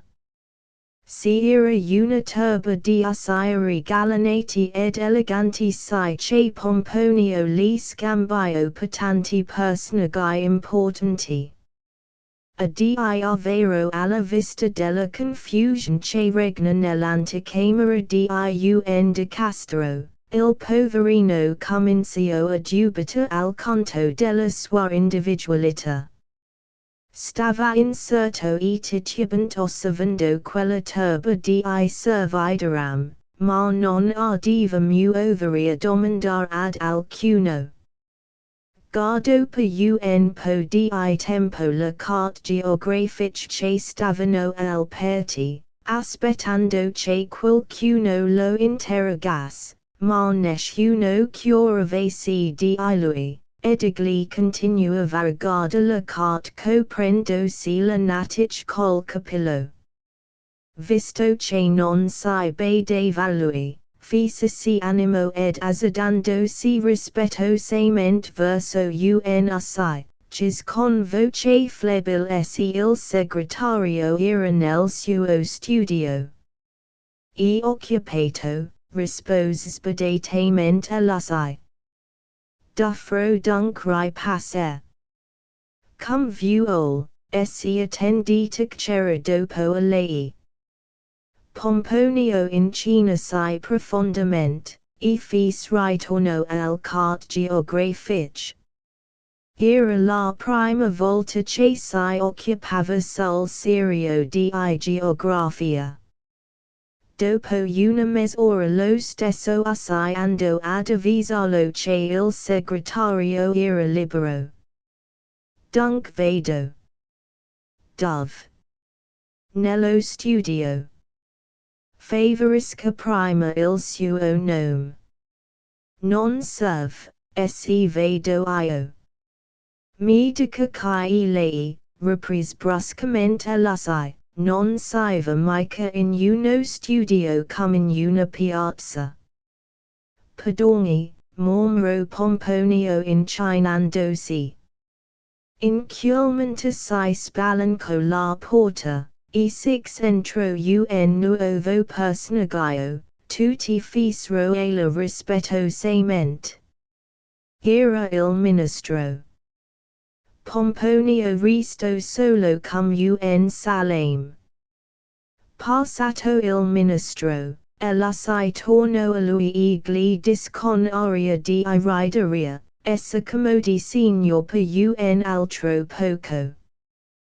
Perch sì il ministro. Dovrò aspettare ancora. Se non volessi padron di Andersin. Tornerò quando. Domini. Impossibile, ho una lettera di primora. La porti alla posta. Ma no, una lettera per il segretario. Allora attenda, non so che dirl. Di geografia Pomponio ne aveva abbastanza, e tanto per variarsi porto alla finestra per vedere la gente che passava. Poverino. Nella sua ingenuità gli passò facilissimo l'accesso nello studio di un segretario del ministro. Dopo quel trifle cominciò a persuadersi della sua poca importanza ed infine cum tutti I caratteri deboli finì per credersi meno di quello che era. Tanto è vero che quando si lo avvicinò per la terza volta egli lo ricevette con un grande incino che tradiva tutta l'umiltà del sue intenzioni. Si invadelo così alterato ebbe quasi compassion, e con un pietoso sorriso gli disse, se il signor vuol passare. Vedo, rispose Pomponio confuso. Mi favorisca il nome. Assai sono il cugino. Del segretario. No, dell'ambasciatore. Si lo guardo bene in faccia credendolo pazza, indi riprese con stizza, ma che cugino. Che ambasciatore. Si capisco un accident, il suo nome. Pomponio. E quello di battesimo. Pomponio. Ancora. Mormro si sorpreso per la combinazione di nomi, intanto avviandosi di pochi passi apres il gabinetto del segretario gridando con aria di mortigaio, il signor Pomponio Pomponio. Cugino dell'ambasciatore. Pomponio entrò tremante e confuso. Il segretario stava passando alcun cart, alto gli occhi, salutò il nuovo arrivato accennandogli di sedere e si rimise a leggere. Les per lungo tempo, e non finiva mai, certo si era dimenticato della visita. Pomponio stette al conto in forse e dopo mezz'ora di riflessione decise di soffiarsi il naso. Il segretario si volse adagio, e disse che la freddezza di un uomo che ha compreso, oh, mille perdoni, ero distratto. No, no, faccia pure, rispose Pomponio tutto rosso, io ho tempo. Non s'incomodi, sono servo. Tanti gragi. Se vuol dirmi in che posso servirla. Ecco, signor illustrissimo, io ho un cugino, me ne rallegro. E lei lo conosce. Io. Può darsi, ma venga al fatto. Ho una lettera da consegnarle. Mi la dia. Eccola, e Pomponio Barcolando cum un ubriaco, tras la lettera e la consegno al segretario che frattanto inforche vala lenti. Ora capisco, sclamo costue, e felice, ella dunc e suo cugino. Ho questa fortuna. Bene, si amo tanto amici. Mi lo ript sempre, con permissu, lego. Non voglio tenere sul spine il lettore e trascrivo la lettera tal quale. Carissimo amico, tu mi dicisti tanti volte nell'avi ad una buona occasione per ricambiarmi di quel poco che io feci per te. Si presenta ora il caso di Giovanni, ma si ricaro a te non credilo, a titolo di quella riconoscenza che per un eccesso di bonta tu vuoi serbarmi. Ma sebbene in nome di quell'amicizia che si lega da tanti anni. Lettera della presente il signal. Pomponio, marito di mia cugina allegra, che tu conosci, ipasio mio parent. Un uomo excellent, una vera perla. Prima di partia per la mia mission al Belgio, sono qui venuto per salutar allegra, et ho ricevuto tanti gentilezze, che per debitarmi, pensai di fare un cavaliere il marito. Il poverino non ha che questo desiderio, e mi raccomando a te mio buon amico per questa bisogna. Tu solo sia in grado di compiacermi, e non dubito che ti porrai tosto in impenno. Questo buon cugino, e una pasta di zucchero, e segli di la cruz, se in lui la stoffa the foreign un fanatico. Accura dunque traver un merito ad ogni costo, e mi raccomando a te. E fatio codisto, ne hi inventate tanti per distribuirsi, e sono certo che non risparmirai fatica per farmi piaceria. Mi preminolta, che tu trattenga per qualche giorno questo caro cugino, non ti dico altro. Tio affezionatissimo felice. Quando eb terminato. Il segretario alto gli occhi su Pomponio, lo fisso con un certo sorriso, indi accennandogli di sedia, si amo, dunque quel caro felice suo ospite. Si signor, da qualche giorno. Peccato che lo perderemo per molto tempo. Peccato davvero. Capisco che io la fera dispiaceria. O certo. Ed anche la sua signora. Igli la feci più odia the padre durante la vedovanza. Oh, so tutto, rispose Pomponio ringalluzzito. A quanto mi di suo cugino, riprese il segretario, guardandosi le unghie, ella sarebbe uomo di grandi aspirazioni. E tanto bno quel felice. Ha quilch profession lei. Nessuna. Quilch titolo. No. Mormro il buon uomo sospirando. Il suo aspetto mi promette bene. Oh, signor. Conta di fermarsi a Firenze.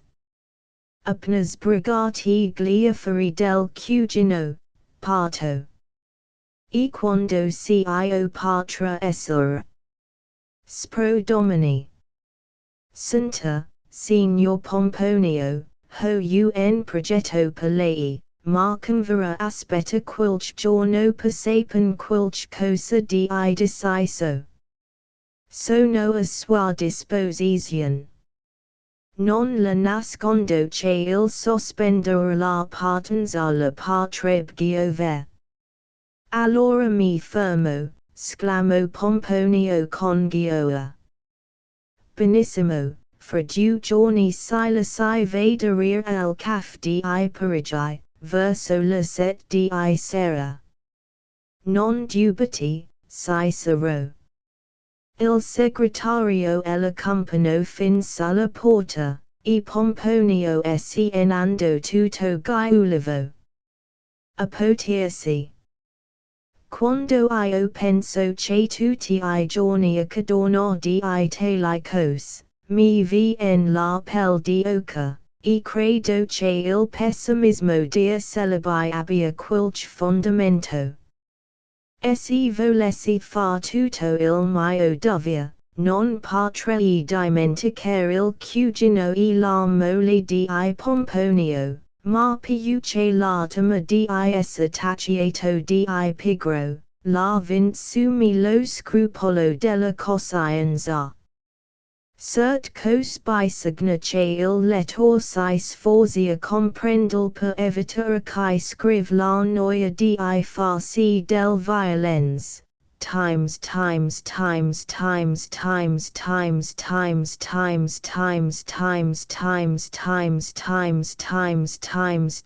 io mi valgo ancora dell'eloquenza di Puntini, e mi limito a dire che Daphne e Chloe, Castor e Pollux, Terzi ed Amarilli, Paolo e Virginia impallidiscono davanti a quell'idillio di allegra e felice, combinazione di nomi.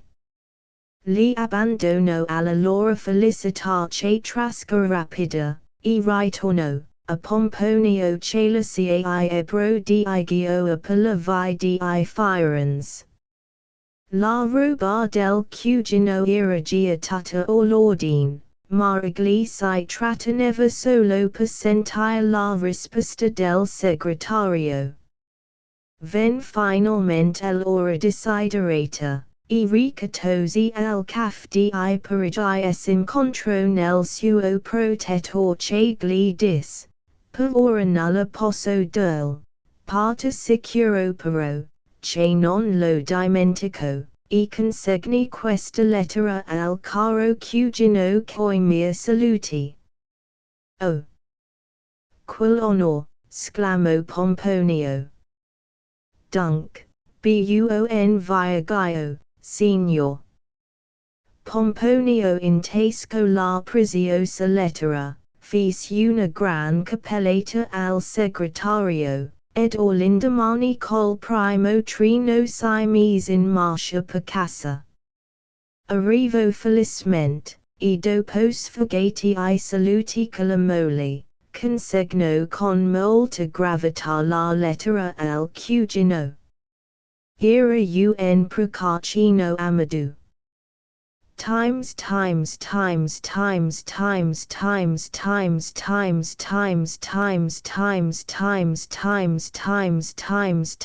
e chi tiro la fila del racconto, perché ormai la stella di Pomponio volge al suo massimo splendor.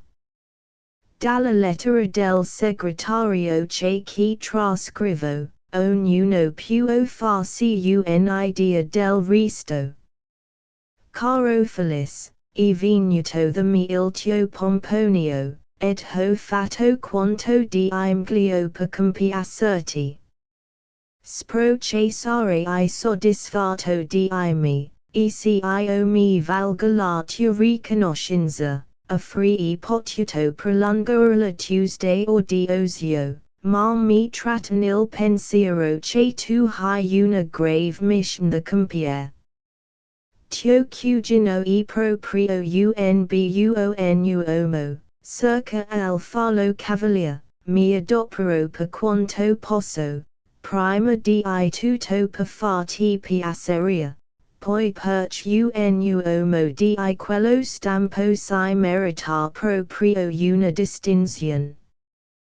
tanti saluti per mi alla tua cara cugina, che ha ben meritato dalla patria, sia che nello stringerti la mano, e nel complimentarti per la tua ventura. Mi auguri di troverio pur un pomponio che sia pomponio come il tuo amabil cugino.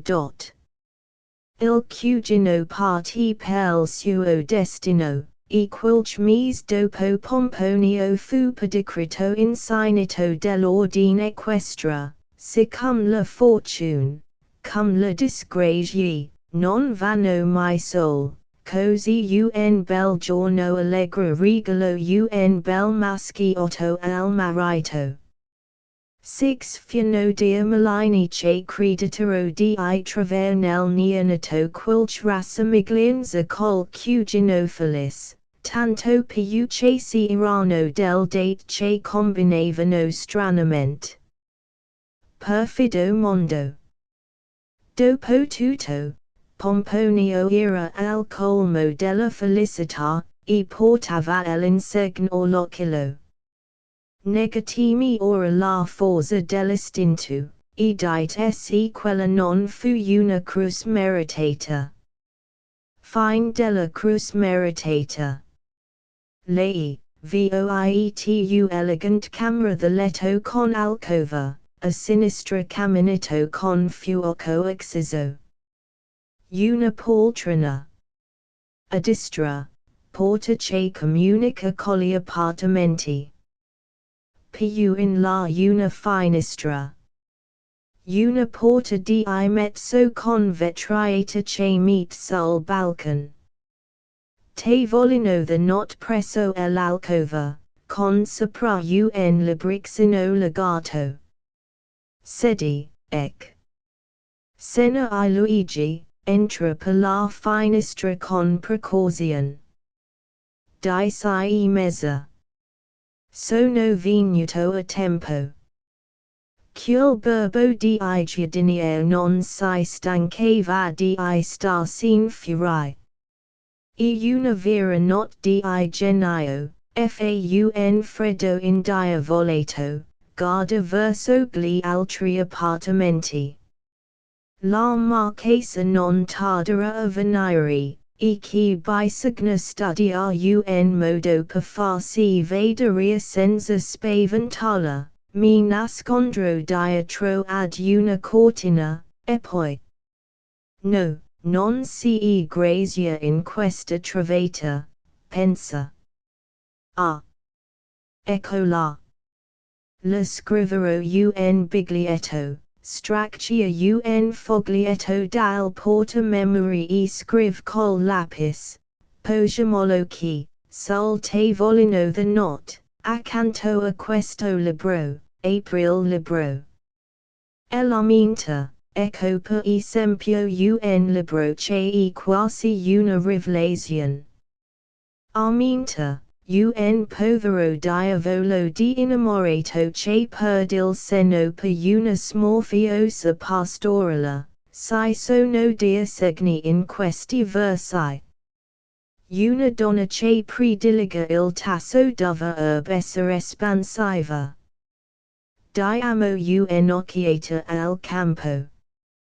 Quando verrà la marchesa io sarò là sul balcon.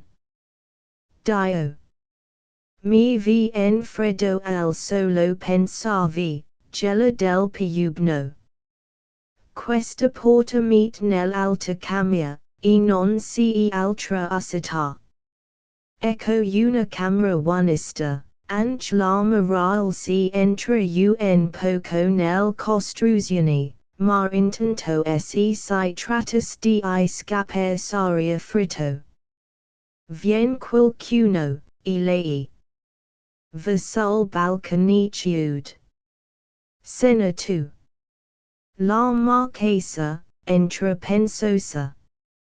Io vorrei sapere chi sia quel saggio che dispel primo essere la donna una creatura debole. Senza vantarmi, ora che sono sola posso dirlo a me stessa, Sequel tale si fos imbattuto in una donna quali io mi sono, avreb fatto exesion. The Giovanni che sono vedova, mi la sposo liberamente e godo in vedere questi animali del sisu forte che si avvicendano a farmi protest d'amore senza che io prenda mai sul serio una parola, si disadorna. Per me, adola vera, si credo tanto agli uomini quanto agli spiriti. E si che fra I mia corteggia tri ven hardi quelli che si meritano quilch riguardo, ma quando vengono ai soliti slanci sentimentali mi prendi gran voglia di ridere. Gia tutti usano le stesse frasi, e se io ri sommamente ridicolo, tutti company. Per esempio, Sara Foglia. Se fossi capace di quilch debolezza, saria portata pecul Signor Luigi. Signor Luigi. Che povero titolo. Non un grado, non una distinzione, eppur, se voglio essere sincera, che suoi modi franchi ed eleganti, quell'aria sempre gioviale. Cul fair senza artificio, mi Virginio. E poi uomo di molto spirito, il più brillante de mia conoscenti, e per non mi ha mai corteggiata. Sio, innamorato di me, ma non mi fa quella smorf, e non mi lascia tempo di ridere del suo amore, ghiacciare ridigli prima. Fa tutto contrario degli altri. Figurativi, la settimana scorsa lo invitai ad accompagnarmi al teatro, più di cento avrebbe accettato con gioia, egli si rifiuto perché aveva impegno per una partita a scacchi con la zia. Questa sera si festeggia il mio onomastico. Ed io mi sono vendicata rifiutandomi di invitarlo. Dio, com'era in collera. Giro persino che sarebbe venuto a mio dispetto, ma gli manco il coraggio. Si era ordine alla porta di non lasciarlo passare, vede il biglietto sul tavolino. Che io.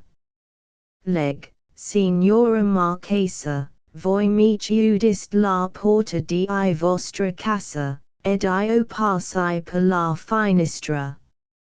Sono sul balcone, ed aspetto I vostri ordini. Luigi. Indignata. Oh! Quali arditezza! Ma io giamero gent, rifled, no. Non va bene. Nascerebbe uno scandalo.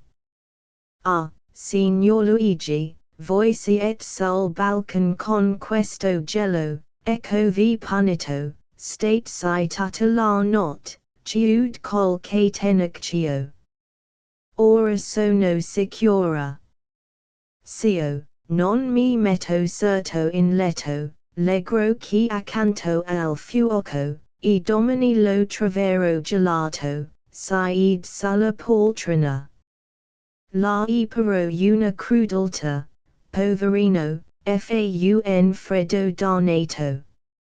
Ebbene, se vede per la strada che venuto.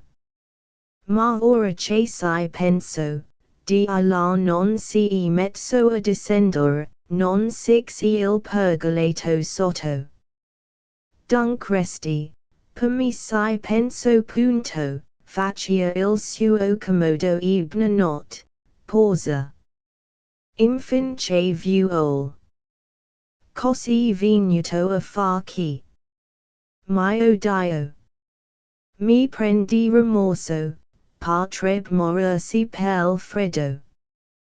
Per carità, Emglio a prior, e fallo ridescendere dalla finestra, verso il balcon, mi tremano le mani. Prima chiudesi questa porta che meet nel stans dimia cognata, potrebo sentirlo, chiude l'uscio a destra, poi apri il balcon. Signor. Venga fuori, esne veda padovi venuto, sied sulla poltrona voltando la spalla Luigi che entra. Luigi, entra lentamente, rinciude la vetrata e resta indietro. Marchesa, senza voltarsi. Dunque, signor, snevo, oppa debbo fallo accompagnare the mia servi. Non risponde nemmeno. Ha forse la lingua gelata. Luigi. Si manca poco. March. Si sbrai, apra la finestra, ebna notte. Fortuna per lei che non ha trovato una donna di cui duro. Luigi. Si aveva contato prima sul suo buoncuore. March. Non ascolto verbo, vada via. Luigi. Ma prima, mi permetta. March. Signor. Io mi meraviglio di lei. Che fosse audito, lo sapeva, ma sino a questo punto. Sempre senza voltarsi. Luigi. Per carità, Marchesa, non si alteri, ne offrì troppo dolore. Lo depongo qui sul tavolo. March. Che cosa? Luigi. Il mio mazzolino ce lo offro pel suo giorno onomastico. La per che io offrii potuto lasciarmi sfuggire una si bella occasione senza dar prova del mio profondo rispetto. March. Ella intendi darmi prova di rispetto passando per la finestra. Luigi. Il rispetto si esprime come si può. Per la porta non si era il passo libero, e sarebbe stata dal canto mio una grave mancanza quella di non rimediarvi all'amglio. March. Ho capito. Ora può andare. Luigi. Signora Marchesa, non mi faccia questo affronto, accetti I fuori di mia mano, poi me ne vado. Poverini sono interessati. March. No. Le ho detto di andare, e badi che si indugia ancora giamogent. Luigi. Se avesse quest'intenzione l'avrebbe già fatto, ma ella è tanto bene. March. E per la ripto che. Luigi. Non si faccia cattiva, io non si credo, tanto è vero che ella ha persino chiuso quella porta. March. Con stisa. Luigi. Dunque. Con prera. March. Dia chi fuori. Luigi, avanzandosi lentamente. Eccoli. March. Presto. Luigi. Gli che non posso camminare, ho le membra irrigidite dal gelo. March. Voltandosi a guardarlo. Mio Dio, come stravolto. Luigi. Lo credo, si restava là un altro poco, era finita. March. Con premura generosa. O. Mi perdoni, signor, sono una gran trista. Lo fa sedere sulla poltrona. Luigi, ricaldandosi al fuoco. Grazie, signora Marchesa, il solo six restituisca altrettanto. March. Ironica. Spro che non ne avrò di bisogno, perch certo non vedo ad arrampicarmi per la finestra cum. Luigi. Cum un fervent. Dica pure, signora. Ma io ho una gran giustificazione. March. E sarebbe. Luigi. Sarebbe che io son venuto qui a cercare della cosa mia. March. Il giudizio forse. Luigi. Cerco la mia testa che si ostina regions all'intorno. March. Questo sarebbe un confessare che ella è senza testa. A lei, ecco il mio album, Searchi, se la porti via. Luigi. Scusi, ma la mia testa non si più sta lì dentro. March. Perch. Ce sono tanti di altri. Luigi. Saranno test pickle. March. Certo la sua è più grossa, ce tanto fumo. Luigi.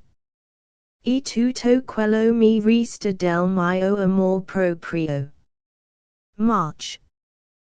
Basta, ora che si ricaldato, spro che ne vorrà andare. Luigi. Io, no certo.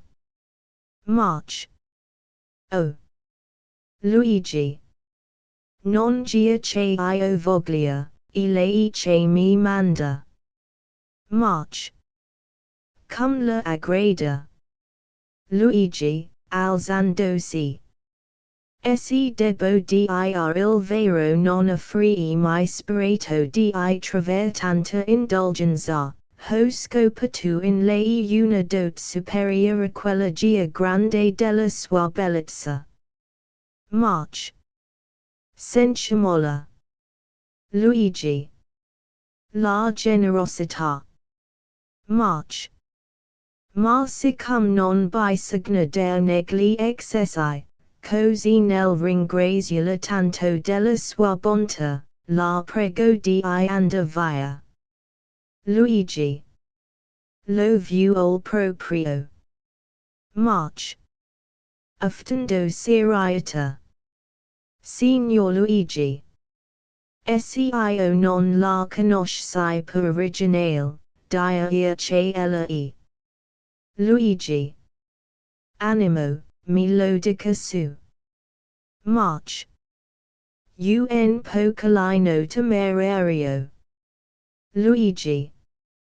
Un sistema che adotto, dicono che così facendo incontra fortuna col don. March. Questa volta però. Luigi.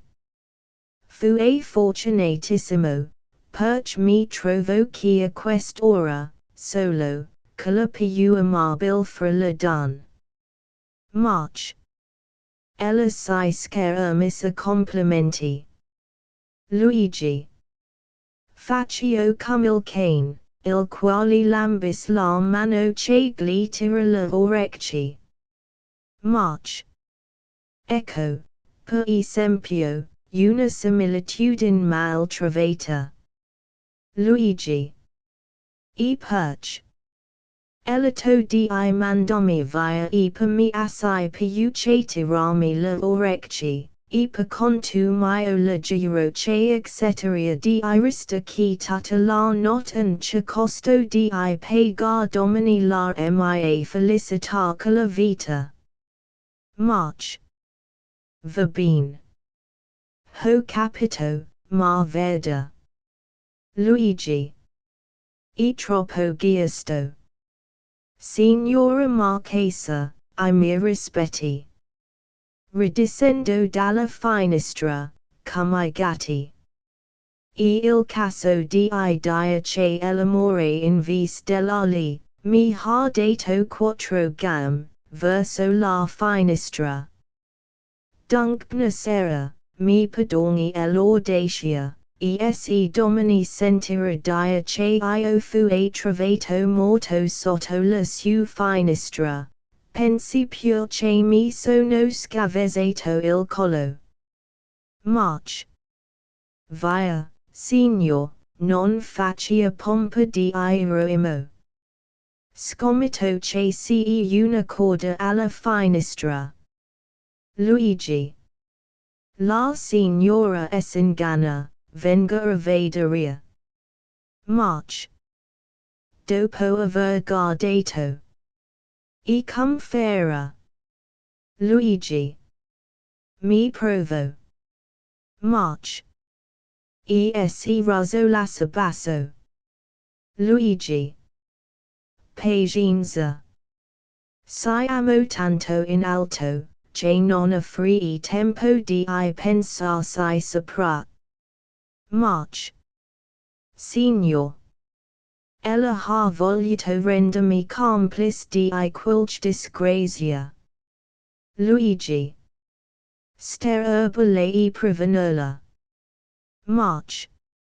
Allora senda compuo, gia infin tutto e commedia, avrà preso le sue precauzioni. Luigi. Le giro che no, tanto è vero che era disposto a morire di freddo sul suo verone. El ho scritto nel mio biglietto. March. Nigo. Sul biglietto non si nulla di tutto cio. Luigi. Guardiamglio. March. Riprendi il biglietto. Ecco qui. Non c'è altro. Luigi. Ma volti. Leg. Comprendo benissimo che la mia temerità excessiva, vora punirman, me la si furai patata la notte, e che la present, scritta di mio pugno, e la solvo the ogni responsabilità quella diventasse subito dot. La Marchesa resta sopra pensiero. Dopo tutto, signora, mi sembra di essere stato poco indulgente con me stesso. March. Sai, ma infin avrebbe picchiato per farsi a pria. Luigi. No certo. Anzi, madama la Marchesa lo desidera, ritorno sul verone, e stero a suo piacimento. Dal canto mio sarò ben lieto di sconta un poco il mio peccato. March. Manco male che ne convien. Luigi. Certo. Mi fos lecito proclamare quattro venti la sua grande indulgenza. March. Badi, signor, che non mi merito questa reclame, tanto è vero che la costringo a scendere dalla finestra. Luigi. E che perciò. Ella fa il dove suo. March. Tuttavia la accadis quilch malor ne saria desolata. Luigi. Grazie, bella Marchesa. Le sue parole mi danno coraggio. Sendia dalla luna per file piaceria. Però, una prera. Io sendo, ma più darsi che in vis precipiti, ed allora, felice not. March. Ebbene. Luigi. Ebbene, mi rincrescereb passare all'altro mondo senza essere certo del suo perdono. March. E perdonato. Luigi. Desidero altro, un bacio su quella graziosa manina. March. Oh. Luigi, con grazia. E la prera di un morant. March. Tendi la mano. A lei, Luigi la bacia, marmenta fa per andasine ella lo trattian serrando la mano. Peraltro, signor mio, non riesco a comprendere la cagione di questa sua eccentricità. Purportami I fury. Non valeva la pena di arrischiarsi tanto. Luigi. La signora Marchesa mi permetterà di tessere, preferisco sender subito. March. Si tratta forse di una scommessa. Luigi, serio. Signora, aveva per detto di avermi perdonato, ma quel suo pensar così male sui miei propositi, mi addolora. March. Dunque su. Luigi. Signora, no. Se entro nella via del confidens ridivento colpevole. E poi allora è tarda. Ella avrà forse bisogno di riposo. Notici che chi parla maliziosamente, e fingendo una riserva che non ha. March. Chissà. Forse non si penso ancora, passerò qualche tempo leggendo, anzi, se ella avesse qualche storiella in pronto, così tanto per impiegare una mezz'ora. Luigi. E poi. March. Poi studieremo un mezzo per farlo sender con mine pericollo. Luigi. Accetto di cuore. March. Allora essa commodi, racconti ed io lavorerò un poco. La Marchesa occupa la poltrona, Luigi si presso di lei. Luigi. Signora Marchesa, io sono franco, e le dico sinceramente che se domani dovessi morire, non mi lamenteria. March. Lo credo io, non ne avrebbe più il tempo. Luigi. Ah. Mi dimenticava che ella è materialista. March. E lei. Luigi. Una volta lo era io pure, ma mi sono corretto, ho cambiato dottrina.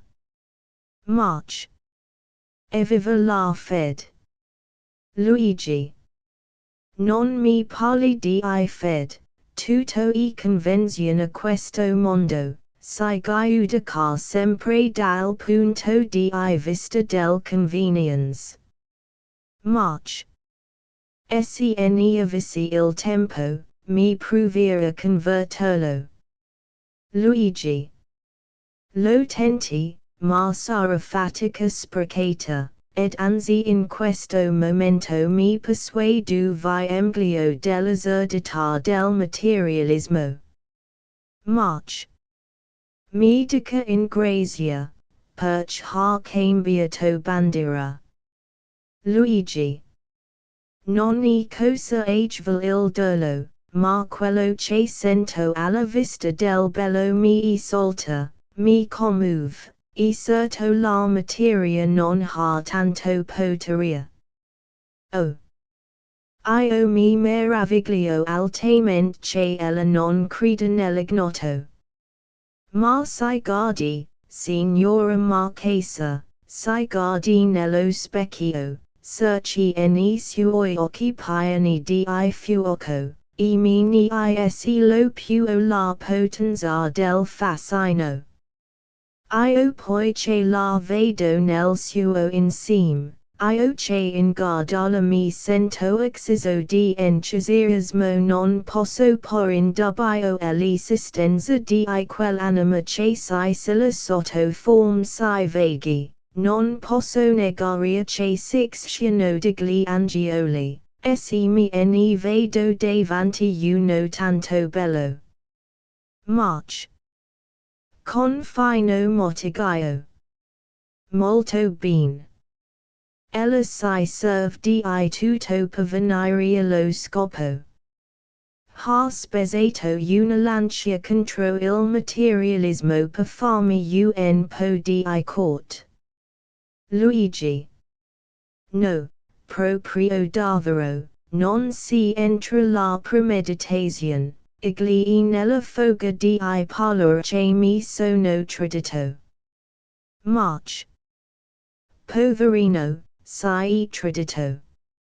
Ella fa gran sfoggio di ingenuità, ma, caro mio, gli ingenui non vanno in casa del signor passando per la finestra. Luigi.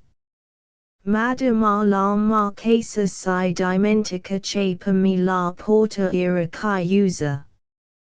March. Iravi forse necessita di venire stasera. Luigi.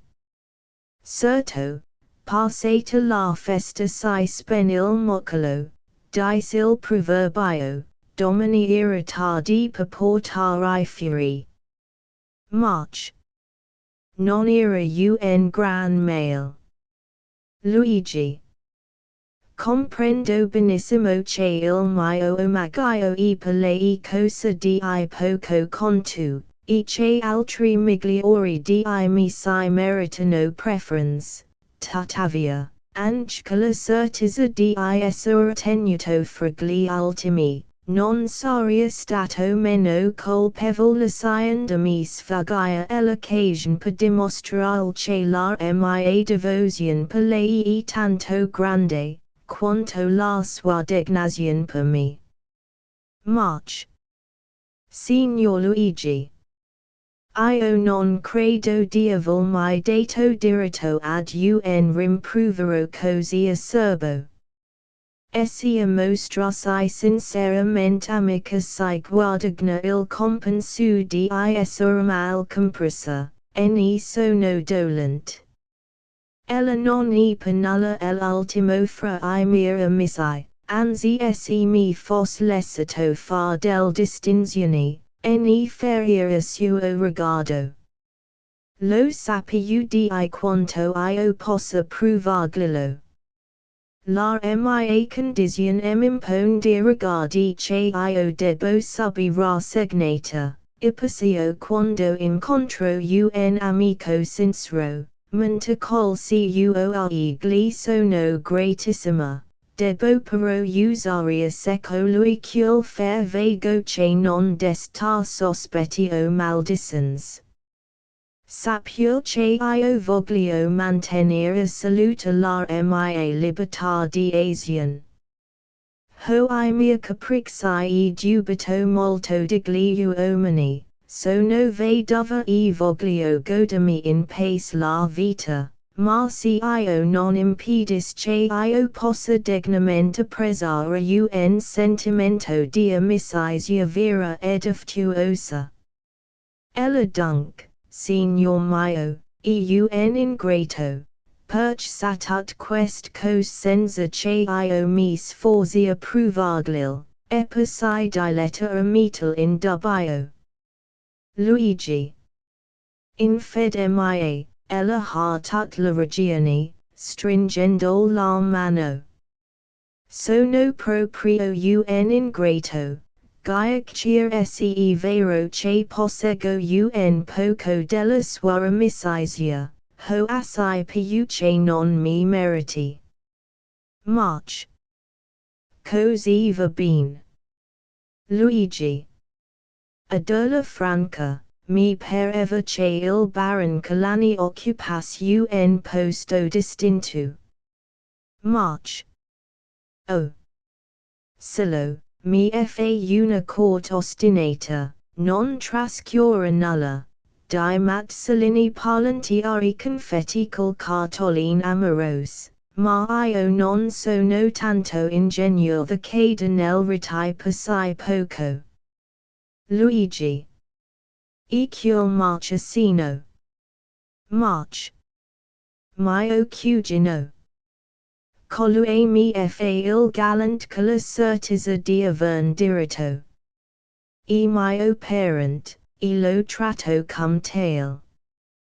Del resto una creatura molto noiosa. Luigi. Il conte Polini però uomo di spirito, mi sembra degno di occupare una sedia chiusa. March.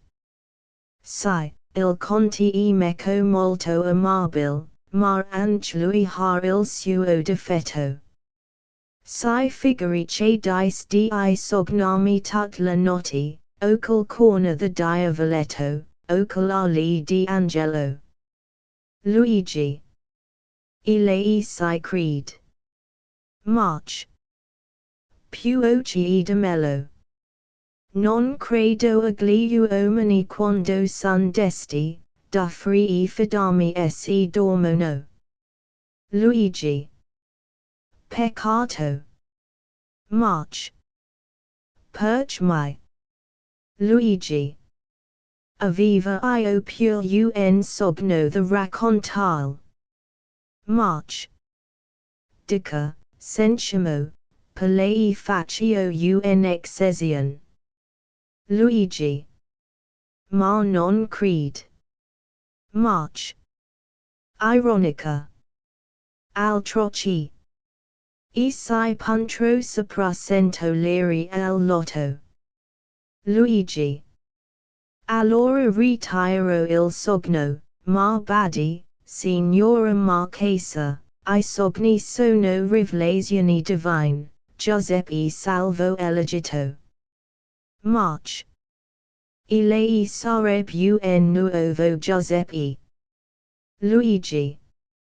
Signora no, per quanto poco si tenga al mio carattere di uomo, pur le confesso che non sarebbe necessario di lasciarmi il mantello per trattenermi. March. Peccato che la macchi è l'occasion. Luigi. Si provi lei a prendermi per I panni. March. Alzandosi. In vis la storia e alquanto modificata, Madama Putifar manda via Giuseppe. Luigi. Dunk non vu ol sapen del mio sogno. Ella è una donna senza fede. March. Tutt'altro. Di fede ne ho molta, quella che mi manca è la buona fede. Luigi. Ecco una graffiata che non mi merito.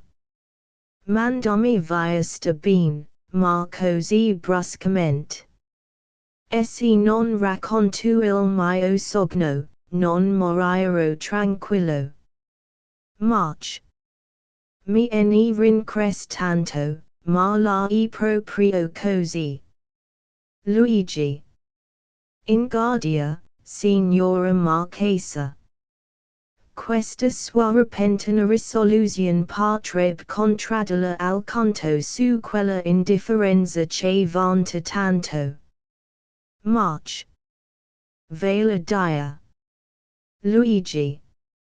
Vela dia che mandandomi via ella confessa in certo modo che la mia presenza la desta un po' di turbamento. March. O. Questo poi no. Marella un gran briccone, e mi costringe dal pruva del mio sanfredo. Animo ritornichi, e mi racconti il suo sogno. Luigi. Così va bene. Si siedono ancora. March. Racconti pure. Luigi. Eccomi, Tossis, prima di tutto, dichiaro che trattandosi di un sogno io non si ho nessuna responsabilità. Quando si entra nel regno di Morfeo, bisogna adattarvisi all'amplio. March.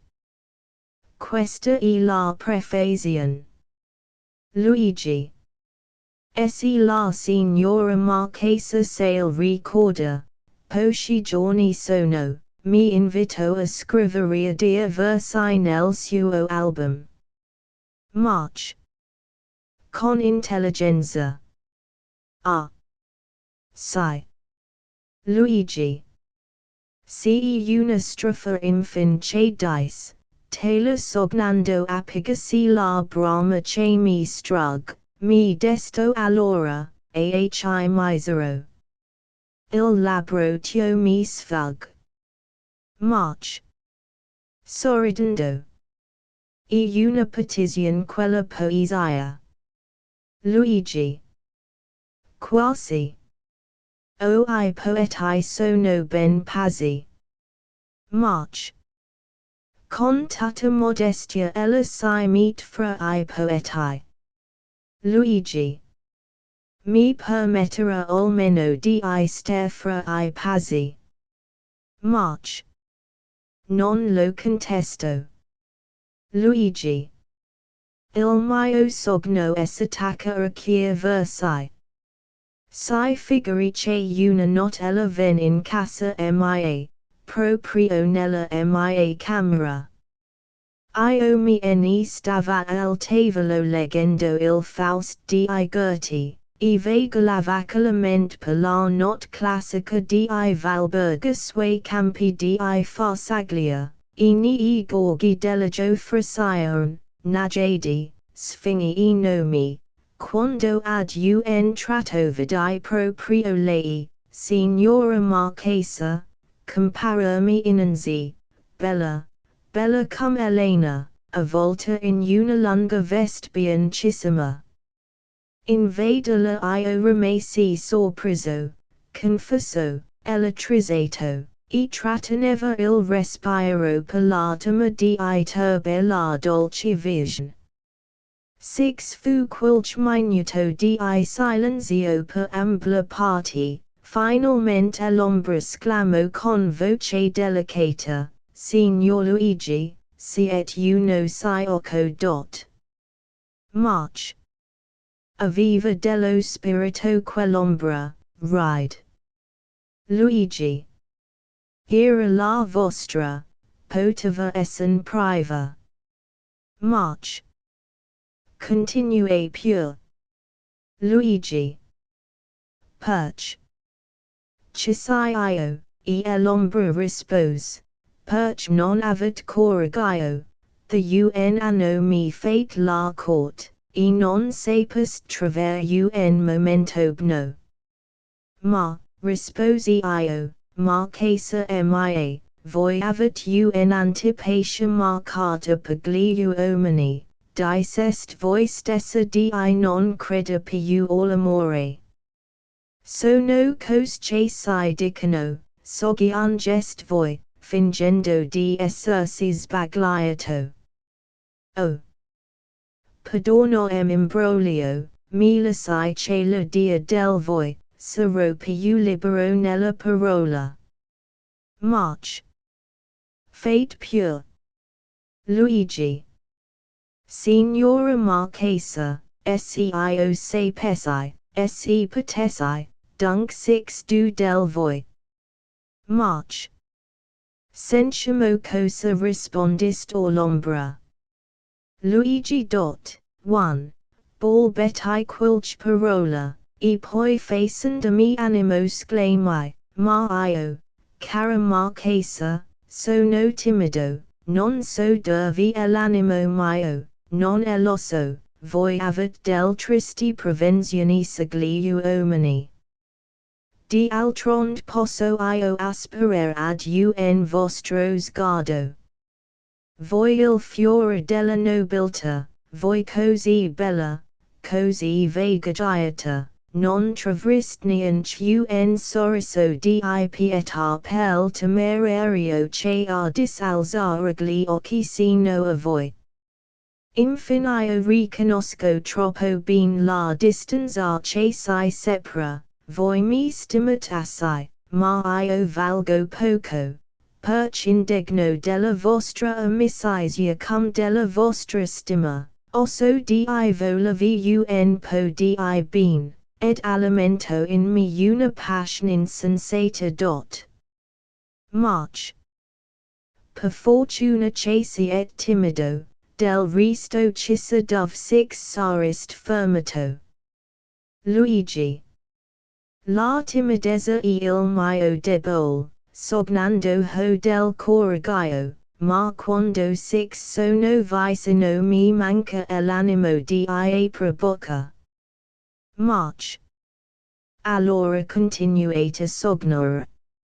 Luigi. Quando ebbi finito, stetti aspettando una severa risposta, ma la vostra ombra in vis mi si appresso, e mi stis la mano che io baciai sclamando, oh!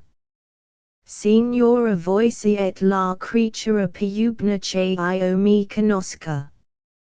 La vostra anima generosa chiude in essi una scintilla divina. E bito quigli che ne saprà comprendere la segreta aspirazione. March. E l'ombra. Luigi. Mi rispose, vedete, Luigi, non sono poi quella ritressa indifferente che mi credevate. Ho del cuoio pure, tutto sta sapere trove la strada. Nata col ritaggio di un nome che porta corona di nobiltà, non mi inorgoglisco di un titolo che sarebbe vano se non fosse accompagnato da prodigalità di cuoie e squisitezza di sentia. Io six ho compreso benissimo, e voi che siete tanto timido. Voi solo meritate un poco del mio affetto, e si dicendo. E città. E si dicendo. March. Avanti. Luigi. Io non si ho colpa, Marchesa, e un sogno. March. Ma infine. Durante il racconto la Marchesa richiama sempre affidando indifferenza. Luigi, con fair elegant. E si dicendo, si abbasso su me, ed io la baciai in front. March. Indifferent. E poi. Luigi, sorpreso. E poi. Mi sono svegliato. March. E l'ombra. Luigi. Sparita.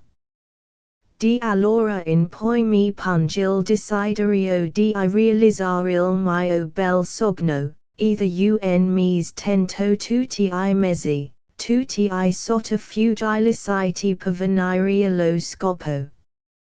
Mil volte deciframi. Oggi vedo the lei e la dico, Signora Marchesa, io ho bisogno di farvi un bacio, del resto moro, non dormirò più, non mangerò. Siete tanto buona da concedermelo, fate con tu di far limosina, ma quando sono qui, mi trema il cuore. Divento timido come uno scolaretto, e succede di me come di quella lindo che brama assai, poco spra, e nulla cede. March. Amiro la vostra timida riservatezza, gli ardimentosi mi vanno poco a genio. Luigi. Dunk. March.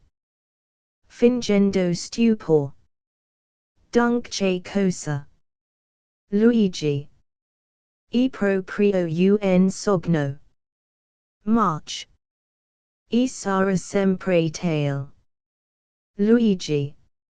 Insomma, signora Marchesa, se tanti mesi di una amicizia disinteressata, se una devozione rispettosa si meritano qualche distinzione, lasciate che io deponga un bacio sulla vostra bella fronte, e poi descendo di botto dalla finestra, anche con la certezza che ho di amarmi.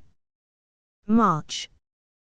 Io non mi altro punto, ne mi offendo, so che la indiscrezione degli uomini tocca il sublime, ma sicuro che se anche foste le memoria di questa voglia, mi rifiuteria ugualmente, sempre con fede di motigaio.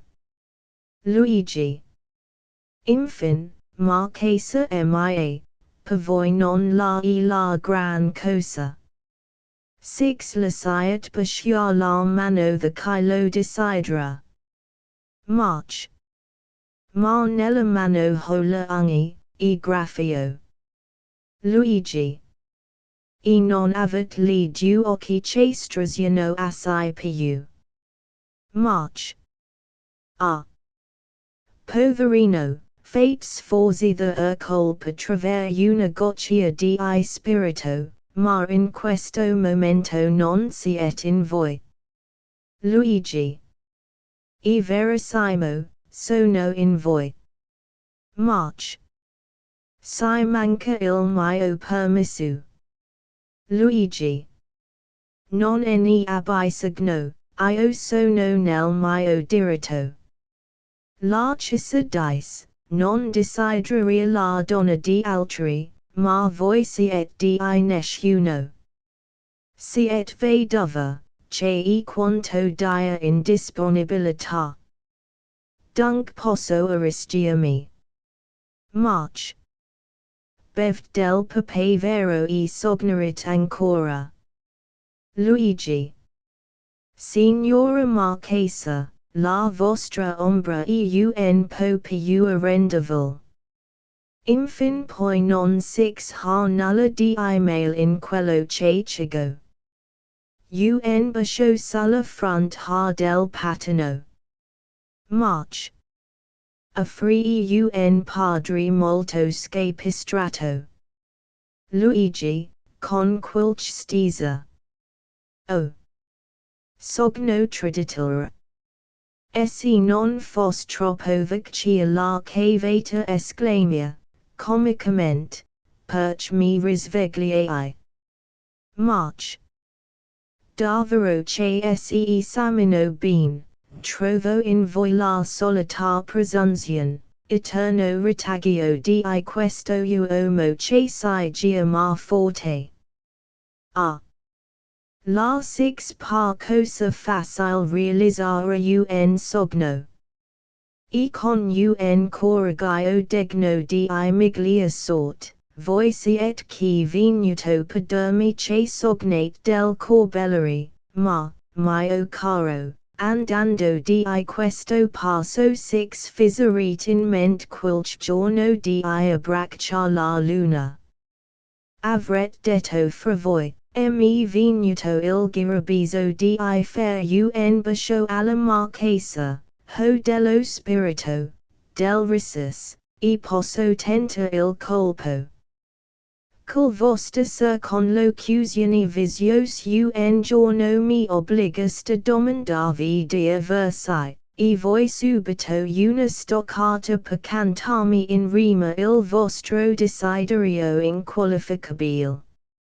O le dun sono si occamente ingenue, cascano presto nella rete. quattro versi sterati all'amglio, alcune cadence pescate nel romario, fanno un grandifto. Ili giù compori scrivermi sull'album una poesia ch'io leggo per accelerarmi. Luigi. Oh. March. Marsai, certo, credit forse che io presti fed al vostro struggimento. Lo canzoa, poverino. Se6 batil cuore prendit del cloriglio, oppabagni freddi, 6 gioverano per la testa che un pochino guasta. Credit voi altri che bastino al dun la vostra ufficia galanti, e la etern frotol che andate snacciolando coi soliti sospiri e contorsamenti di occhi. I. Si vuol altro.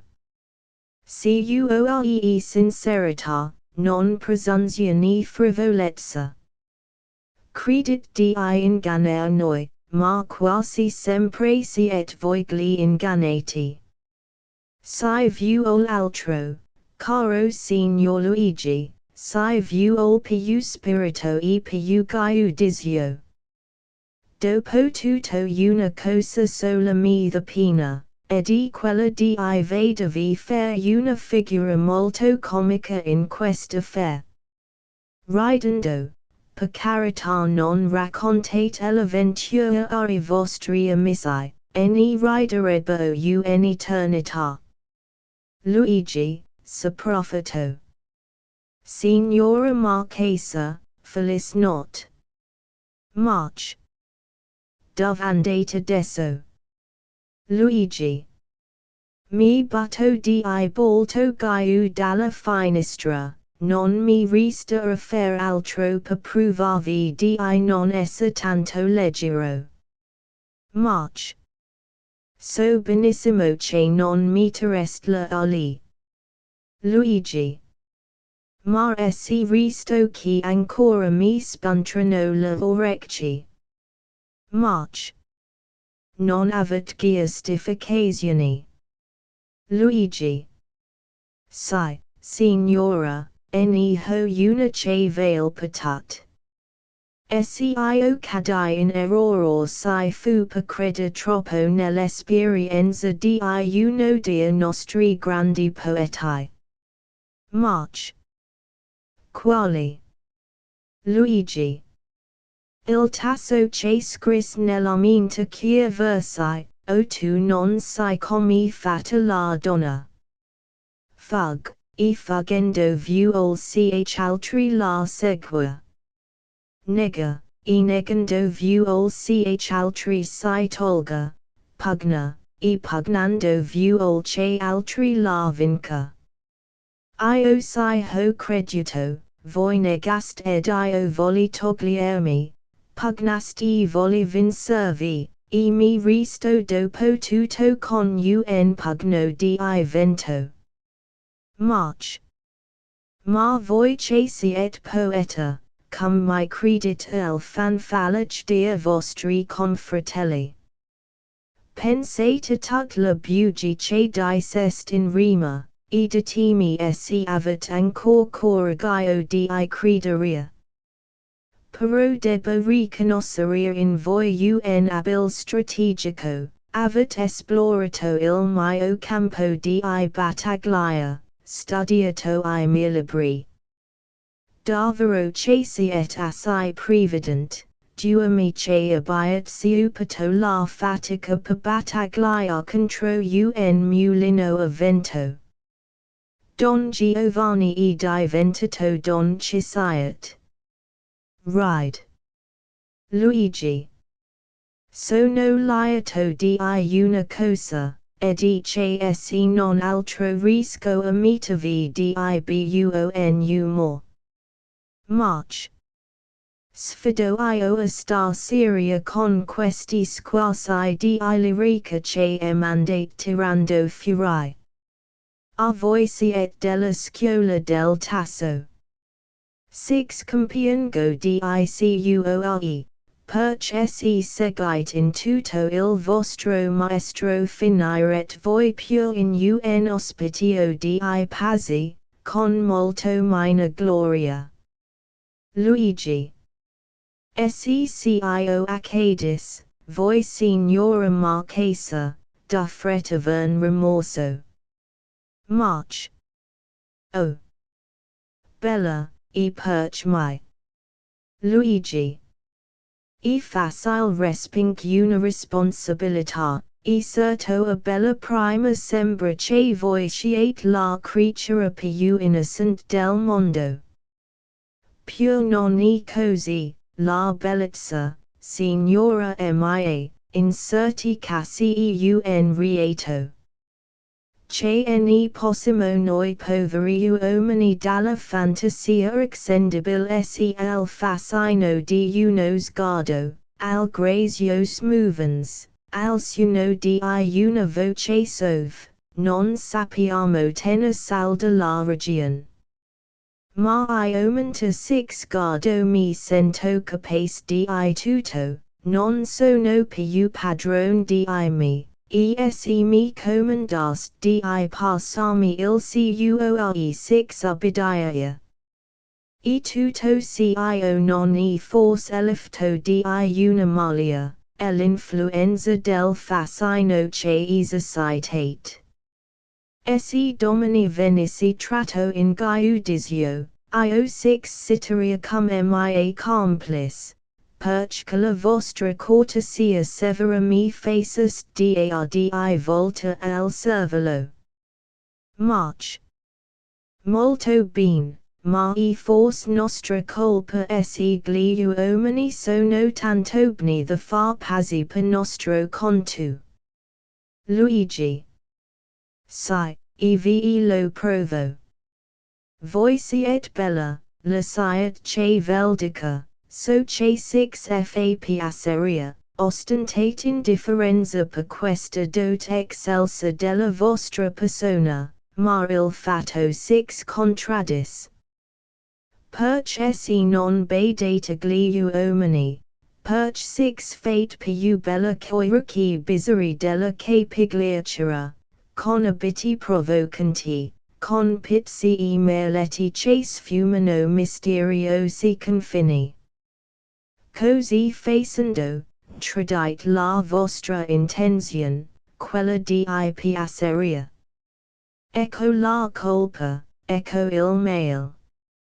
Noi poveri uomini alla vista di tanta leggiadria andiamo in delirio, il tocco di una bella manina si destardia fremiti, le movens grazios si soltano, un'occhiata si fulmina. Noi vediamo siamo vinti. Suppligiamo per una grazia edico chi un rifiuto, domandiamo un sorriso si risponde con un'occhiata torva. D'un Christ approvato che tiraneggiat per progetto, la responsabilità dei nostri errori ricade tutta su di voi. La Marchesa lo guarda con aria quasi di credullo. Luigi dopo una pausa si avanza dubbioso e sorridente. Dopo tutto, signora Marchesa, eccomi ancora che umile e supplicevole, la siete che realizzi il mio bel sogno, e poi farò quello che più 6 piacerà. March. Con Malaysia. No, no. Ah. Credit che io mi lasci persuadere the dolle parole. Io non mi piego. Luigi. E la virtù del can debole, si rompono. March. Dite cul che 6 piace. In quanto al vostro sogno, fate mglio o candolo al lotto.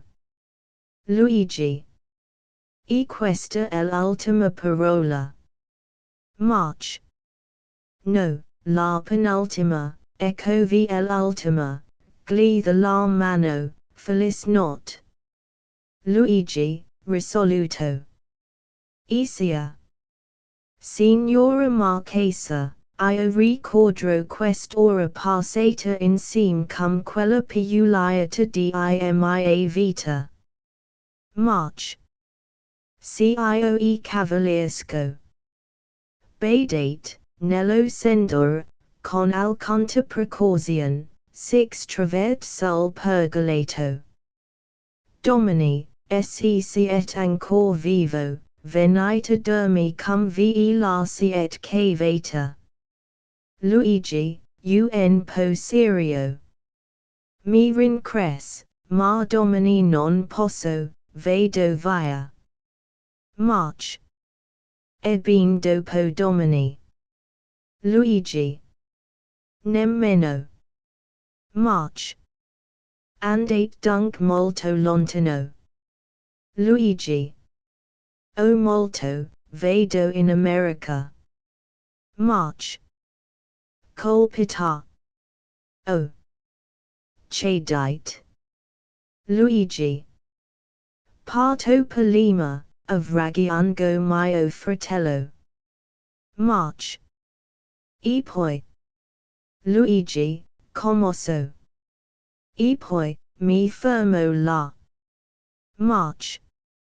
CS. Per sempre. Luigi. Kai sat.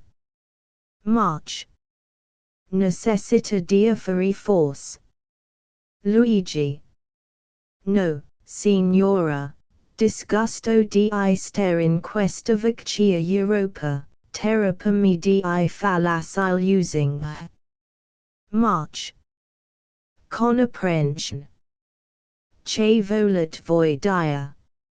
Luigi.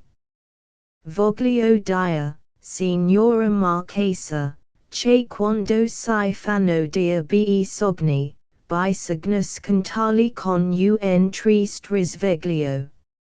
Voglio dia che quando si tanto stolti the cresceria nel snow del false springs, bisogna sopten la delusione. Ma io non ho la forza di irista che coll'eterno spettacolo dinanzi agli occhi di una felicità che sarà sempre un sogno per me. Parto, il viaggio, e gli affari faranno forse più di quanto non pot la regione. March. Commossa. Luigi. Giuratemi che questa partenza non è uno stratagemma. Luigi. Sul one mio, signora. March. Con qualche imbarazzo. Ebbene, poiché andate tanto lontano, e forse non si vedremo più. Non voglio certo lasciarvi partire disgustato. Se veramente six fa piaceria, se lo desiderat proprio di cuore, eccovi la front, fatevi un bacio. Luigi, con silenzio represso. Matilde, voici et un angelo. La bacia. March. Un po confusa. Ricordatevi degli amici, e di me. Luigi. Sempre serbo di voi la più cara memoria, la bacia ancora poi fa per partire. March. Con tenerezza. Luigi. Restate in Europa. Luigi.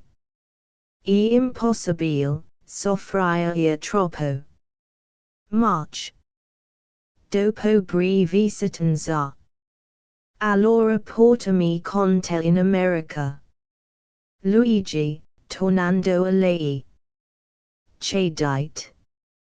March. Con silenzio stringendogli le mani. Dico che uncuore nobile cum il tuo si meritar assai più che non sia il meschino dono della mia mano. Luigi, ingino chiandosi. O. Grazie. March. Riazzandolo. Dunk, partirei ancora. Luigi. No, resto in Europa. Ella braccia. Fine del lei, voietu. Versi alabna il cavalier mio carissimo pipetto. Gia lo sai, mio gran difetto sta nel fare il becafico sul cos diligent, scietamente la dico, sono alquanto impertinent, ma che vuoi. Tesa non posso invedere certi assinani animali fino orloso che la fanno the padroni. Dimmi tu cum ho the fair la mia tempra a raffineria, tu insegna a darvi passo ed estamen sul duro, sem incontro ad ogni passo con chiasefi the Figaro.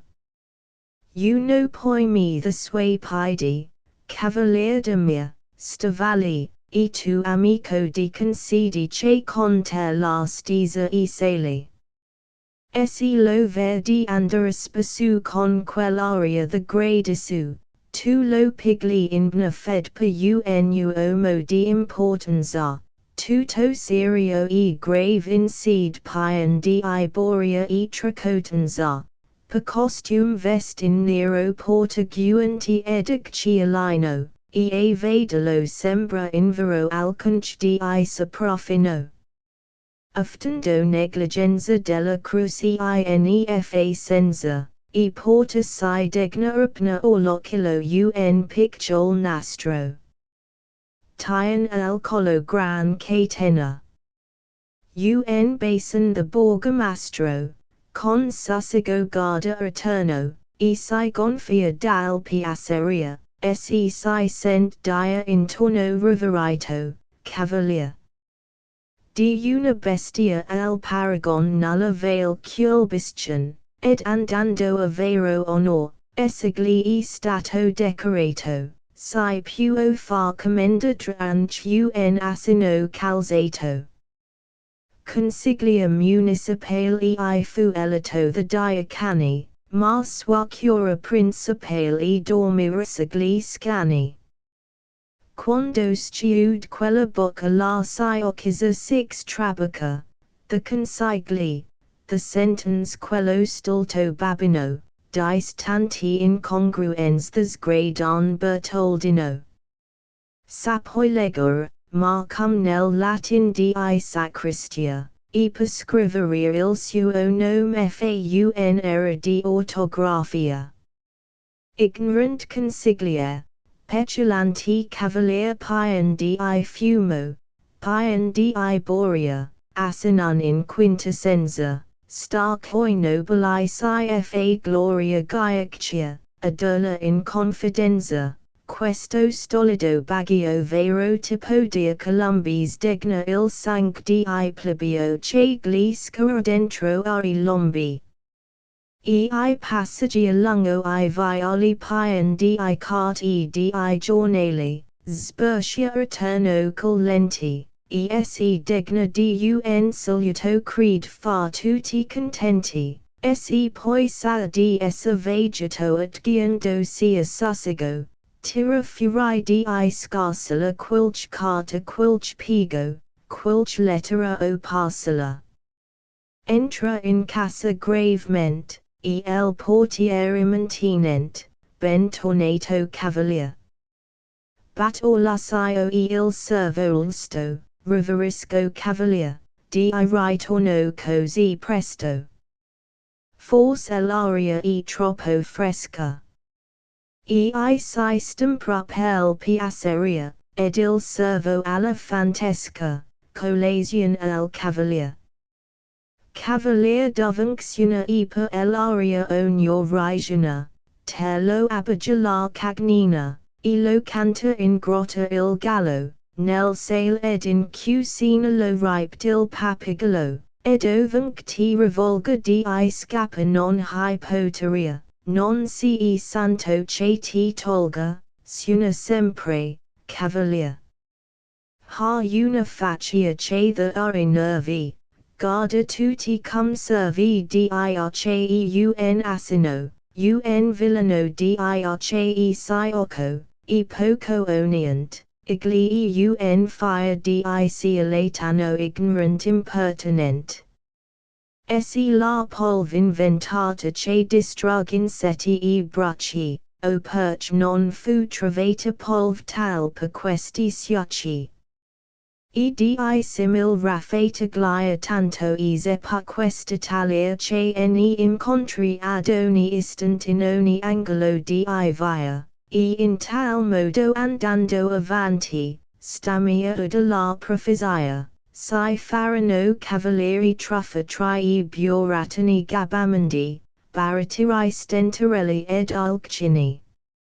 La moral sia fire del secolo santa moral sia fatta l'idolo universale, ed il tuo fascino trascaravolo cum l'elettrico di polo in polo, ti inasano tut la gente, e ti strombazano a quattro venti. Tu sia l'immagine di una speranza bella ed eterea nella sembianza. Tutti ti guardano siccome un punto inaccessibile non mai raggiunto, tutti ti ammirano, ognuno ti ha in bocca, ma in fin dell'opera nessun ti tocca. Il prete in Pergamo ti canta lodi, e di te predica in mil modi, ma spesso ipocritamente si piega, in fondo all'anima poi ti rinnega. Lodi e predice a Giosa in Zacca, non son che il trespolo della baracca. Dall'alt cattedra gravi ritri di ostia regol son banditri, colama facile della parola fan di arzigagoli confusa schiola, ma in fin gonfiando si conscience vain, fan nulla e gracciano cum la rain. Tutti ti ineggiano moral santa, ognuno dispolo di te si vanta, del Tuesday massime si fa gran smercio cum di articoli messi in commercio, e ti conservano nella vetrina la dama rigida e la sgualdrina. Severi giudici e magistrati sempre si vantano the te guidati, di te si dicono spesata lancia, ma moralissimi son per la pancia, di te mi singano l'alma corona, e tengan moccolo al dio Mammona. Ti han messa in musica in prosa e in rima, ma il mondo struccio la peggio di prima, o l'ombra placida di tua grandezza, si sila un intima spudoratizza. Tutti ti espungano con noble garossi cum il balsamo di dulcamera. Passi quel zeffiro che lieve spiri, e il mondo visiti per mil giri, ascendi el culmine di regia orata, e la rimani mystificata, trascorri rapida. Descendi ola, ma ti tradiscano treno ed olte. Servi di maschera a una genia grama per cinica ipocrasia, essi badia chiacchiere, sia vocation di ogni ridicolo di ogni buffon, tutti ti spacciano a pian mani, pseudo filosofi sia latini. Gent the trogolo sinistra e scura, cosians livide di ogni lordura di te s'adornano e vanno eterno. Alto acclamandati e not e giorno, ma sotto l'egida della tua maglia il marchio celano della canaglia. Chia conta frotol le castavali che ti strassinano su pei giornali, son gente equivoca che fa negozio di buone massime posterinosio, anime tenia fire di candor cheari lora commodi hanno il pudor. Codesti arcangeli della grandiera diventan notol in sulla sera, deposto l'abito della parenza, si fanno l'esita ogni impudenza, e poi risalgono sulla bigoncia e ti contrattano un tanto olwancia. Nuovi prosliti de tuoi detati lenani e protea sun diventati, di fed in publico fan l'impresario, trecani ignobili dietro il sipario, either neophyti di simil razza povera vittima sia tratta in piazza. O. Dal nuvol sublime descendi terribil nuova adrastia, e la tua colra più non si stanchi, sulla combricola dia saltimbanchi che del tuo nome fan triste sempio, e ti profanano alter e tempio.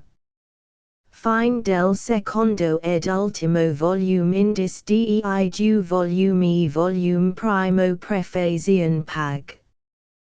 5 UN soldo 15 UN Aventura Gallant 87 volume secondo una cruz meritata 5 sproloquio 7 manifestazioni di un genio.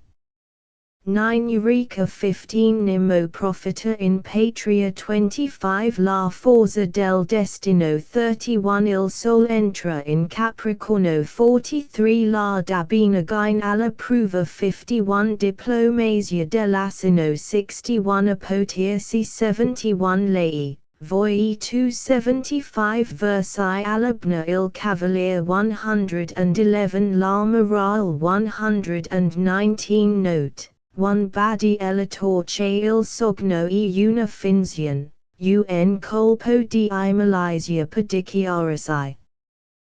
Tutto detto leggermente con scherzo.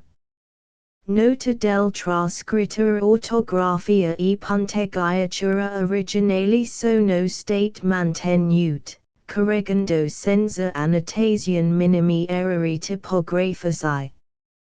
Copertina Creta dal trascrittore posta nel pubblico dominio. End of the Project Gutenberg ebook Racconti umoristici, Vol 2 /2 updated editions will replace the previous one, the old editions will be renamed.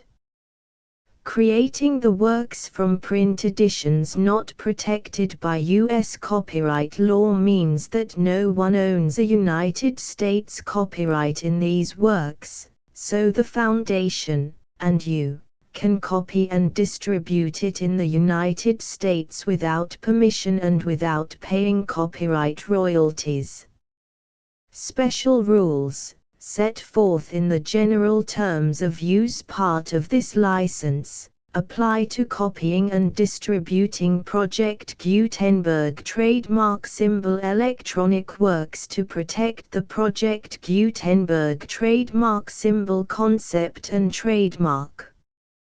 Project Gutenberg is a registered trademark, and may not be used if you charge for an ebook, except by following the terms of the trademark license, including paying royalties for use of the Project Gutenberg trademark.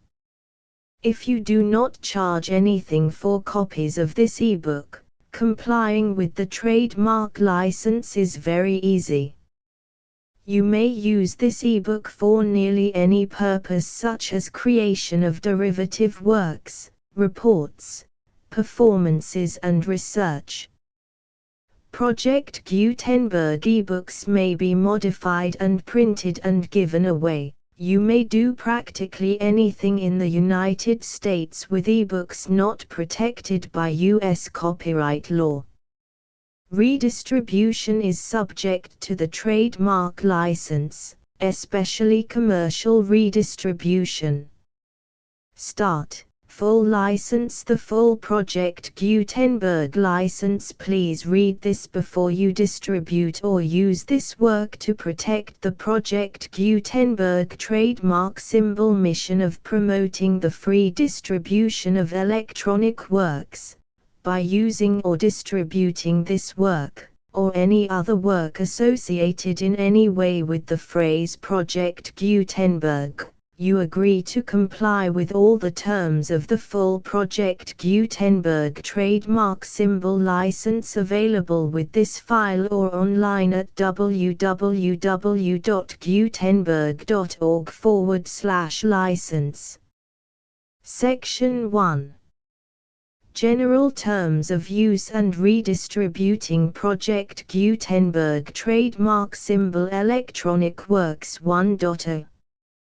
By reading or using any part of this Project Gutenberg trademark symbol electronic work, you indicate that you have read, understand, agree to and accept all the terms of this license and intellectual property, trademark/copyright, agreement.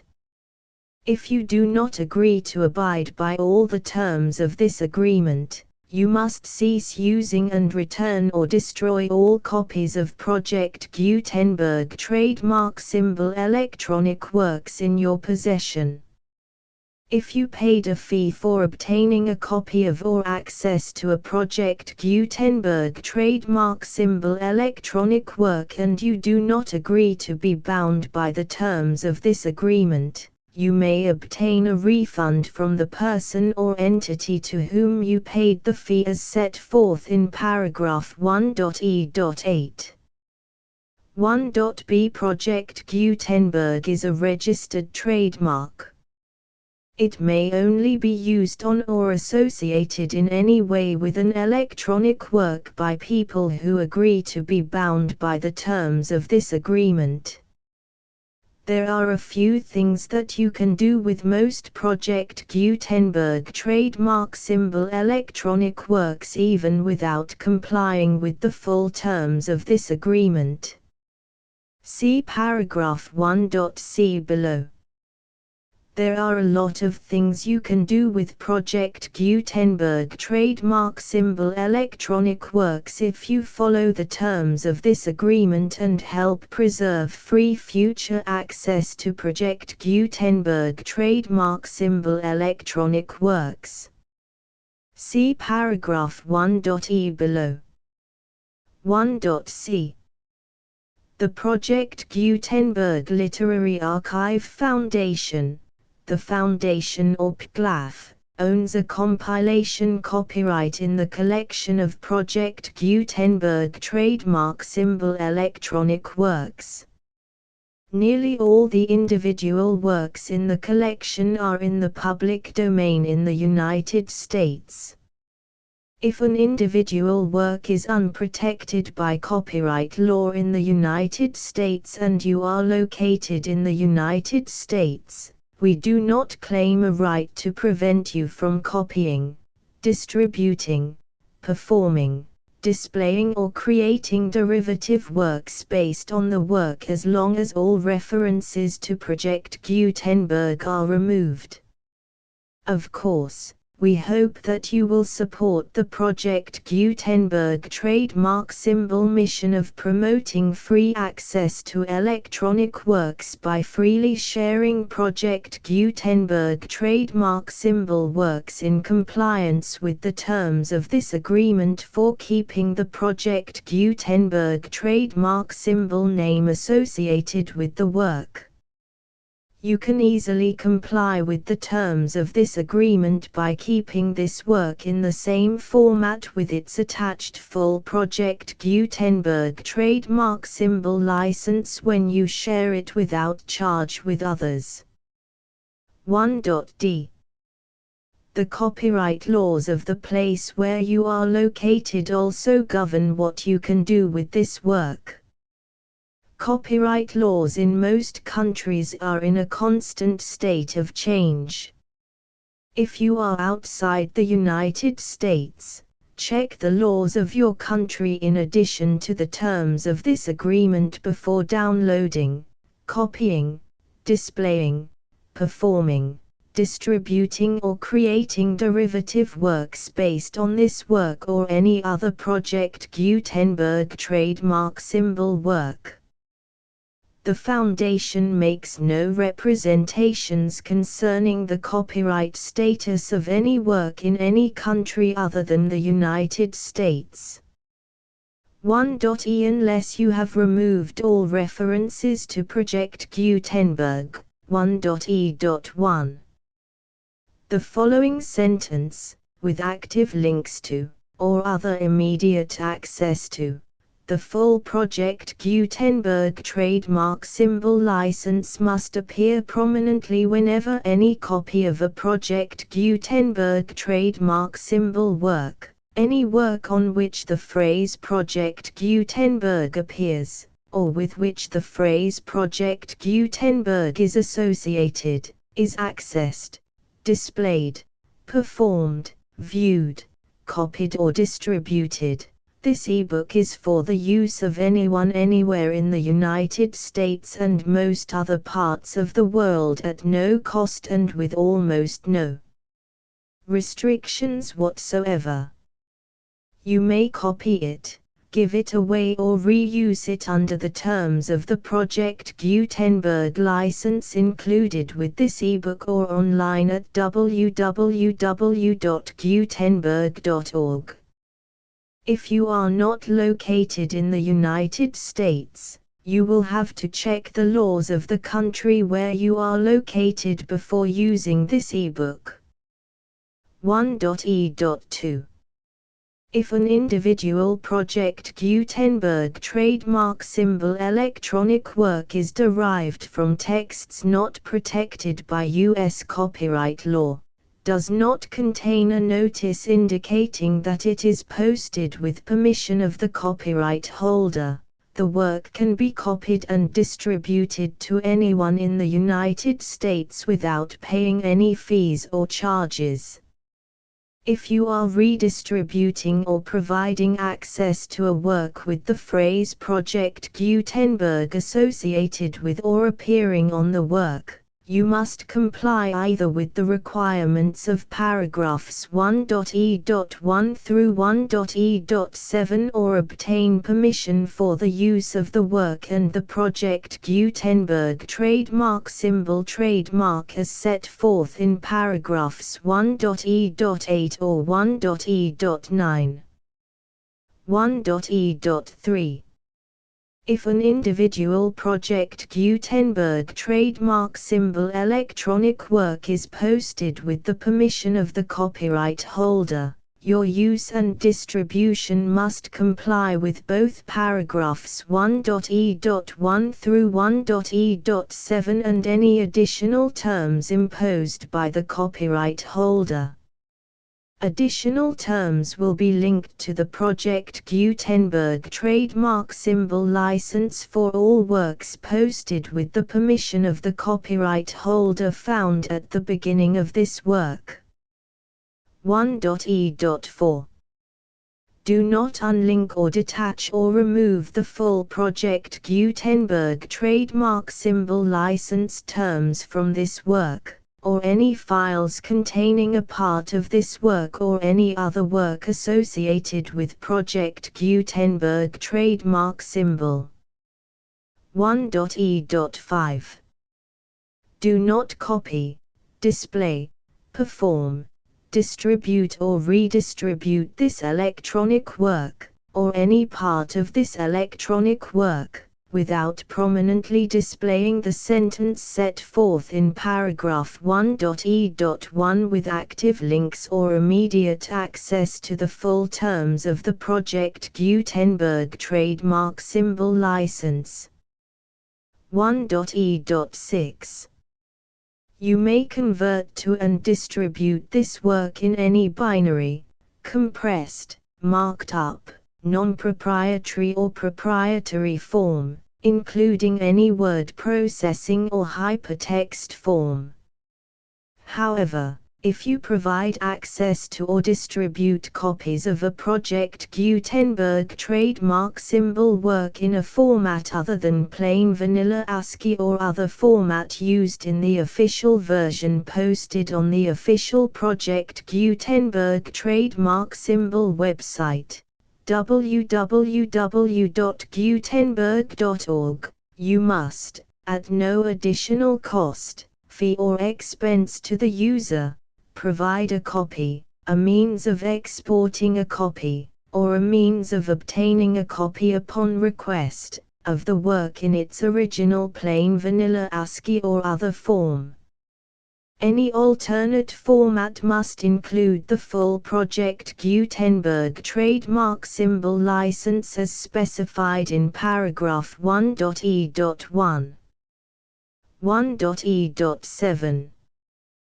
Do not charge a fee for access to, viewing, displaying, performing, copying or distributing any Project Gutenberg trademark symbol works unless you comply with paragraph 1.e.8 or 1.e.9.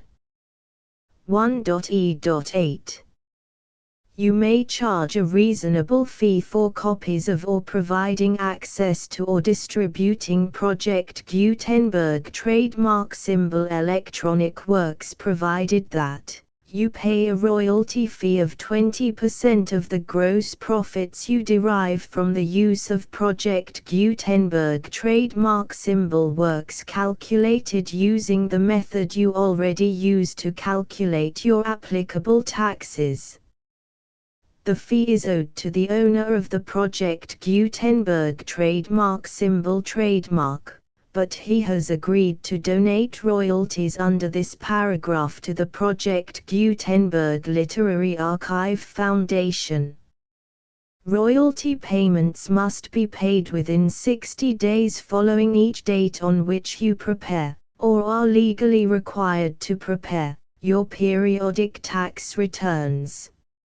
Royalty payments should be clearly marked as such and sent to the Project Gutenberg Literary Archive Foundation at the address specified in Section 4, Information about donations to the Project Gutenberg Literary Archive Foundation. You provide a full refund of any money paid by a user who notifies you in writing, or by email, within 30 days of receipt that he does not agree to the terms of the full Project Gutenberg trademark symbol license. You must require such a user to return or destroy all copies of the works possessed in a physical medium and discontinue all use of and all access to other copies of Project Gutenberg trademark symbol works. You provide, in accordance with paragraph 1.f.3, a full refund of any money paid for a work or a replacement copy, if a defect in the electronic work is discovered and reported to you within 90 days of receipt of the work. You comply with all other terms of this agreement for free distribution of Project Gutenberg trademark symbol works. 1.e.9.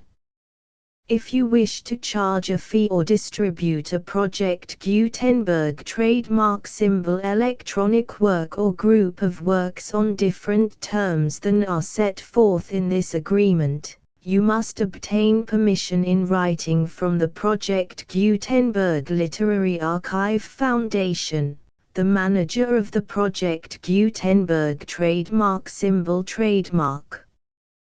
Contact the Foundation as set forth in Section 3 below. 1.f1.f.1. Project Gutenberg volunteers and employees expend considerable effort to identify, do copyright research on, transcribe and proofread works not protected by U.S. copyright law in creating the Project Gutenberg trademark symbol collection. Despite these efforts, Project Gutenberg trademark symbol electronic works, and the medium on which they may be stored, may contain defects such as, but not limited to, incomplete, inaccurate or corrupt data, transcription errors, a copyright or other intellectual property infringement, a defective or damaged disk or other medium, a computer virus, or computer codes that damage or cannot be read by your equipment. 1.f.2 Limited warranty. Disclaimer of damages, except for the right of replacement or refund described in paragraph 1.f.3. The Project Gutenberg Literary Archive Foundation, the owner of the Project Gutenberg trademark symbol trademark, and any other party distributing a Project Gutenberg trademark symbol electronic work under this agreement, disclaim all liability to you for damages, costs and expenses, including legal fees. You agree that you have no remedies for negligence, strict liability, breach of warranty or breach of contract except those provided in paragraph 1.f.3. You agree that the Foundation, the trademark owner, and any distributor under this agreement will not be liable to you for actual, direct, indirect, consequential, punitive or incidental damages even if you give notice of the possibility of such damage.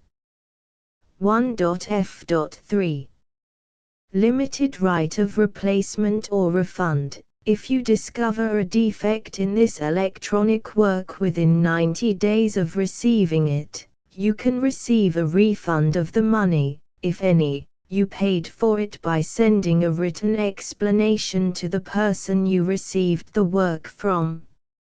If you received the work on a physical medium, you must return the medium with your written explanation. The person or entity that provided you with the defective work may elect to provide a replacement copy in lieu of a refund.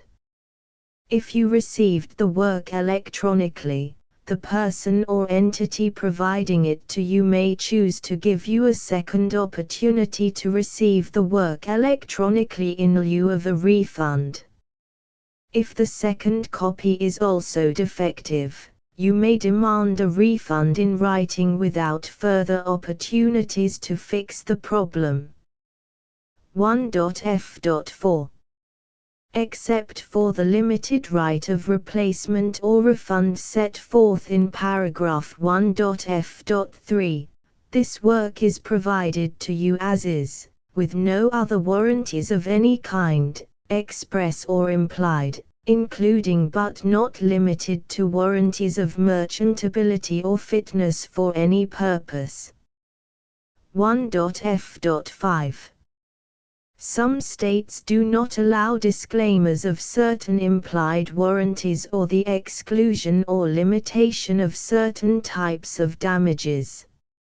If any disclaimer or limitation set forth in this agreement violates the law of the state applicable to this agreement, the agreement shall be interpreted to make the maximum disclaimer or limitation permitted by the applicable state law.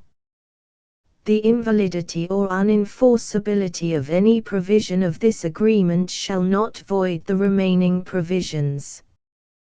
1.f.6 Indemnity. You agree to indemnify and hold the Foundation, the trademark owner, any agent or employee of the Foundation, anyone providing copies of Project Gutenberg trademark symbol electronic works in accordance with this agreement, and any volunteers associated with the production, promotion and distribution of Project Gutenberg trademark symbol electronic works, harmless from all liability, costs and expenses, including legal fees, that arise directly or indirectly from any of the following which you do or cause to occur.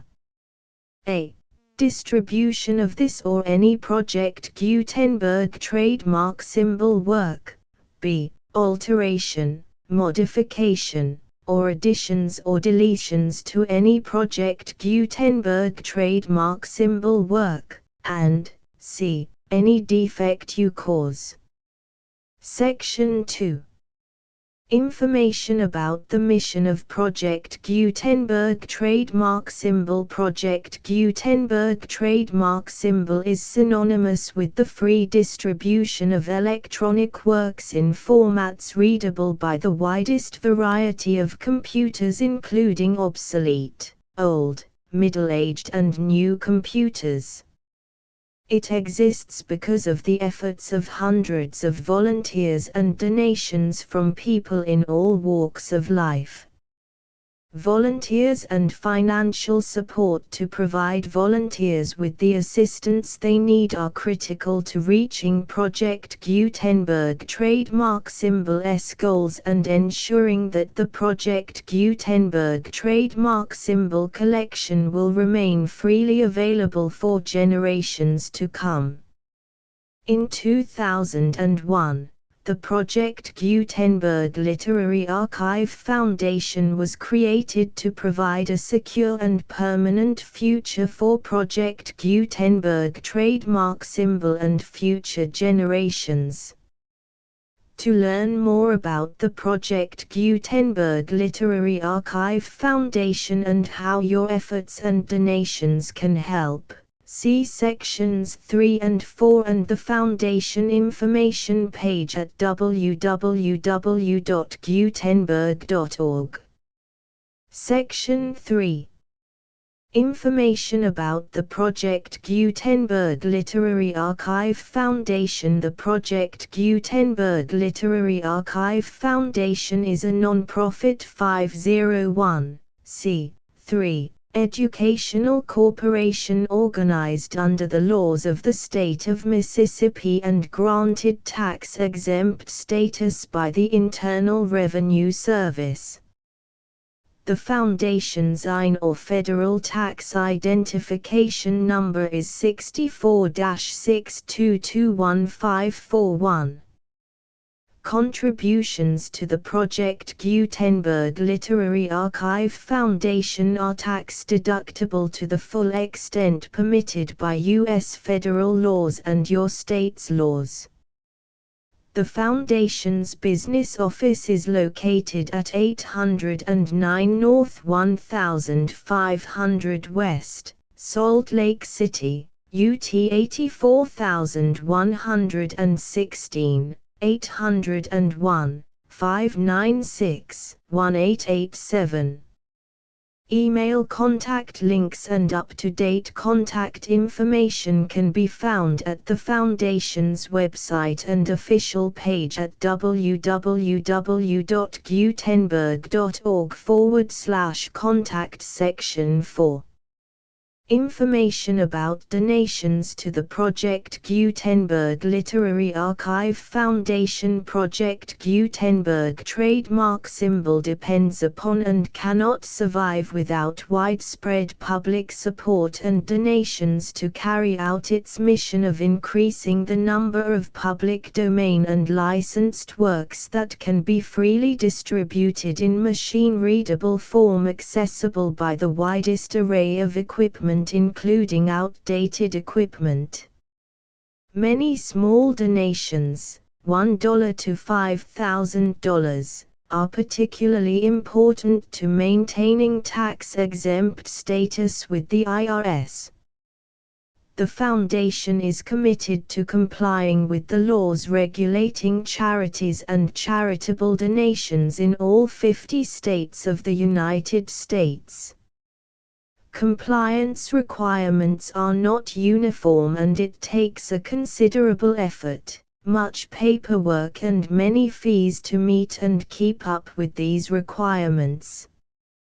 We do not solicit donations in locations where we have not received written confirmation of compliance. To send donations or determine the status of compliance for any particular state, visit www.gutenberg.org/donate.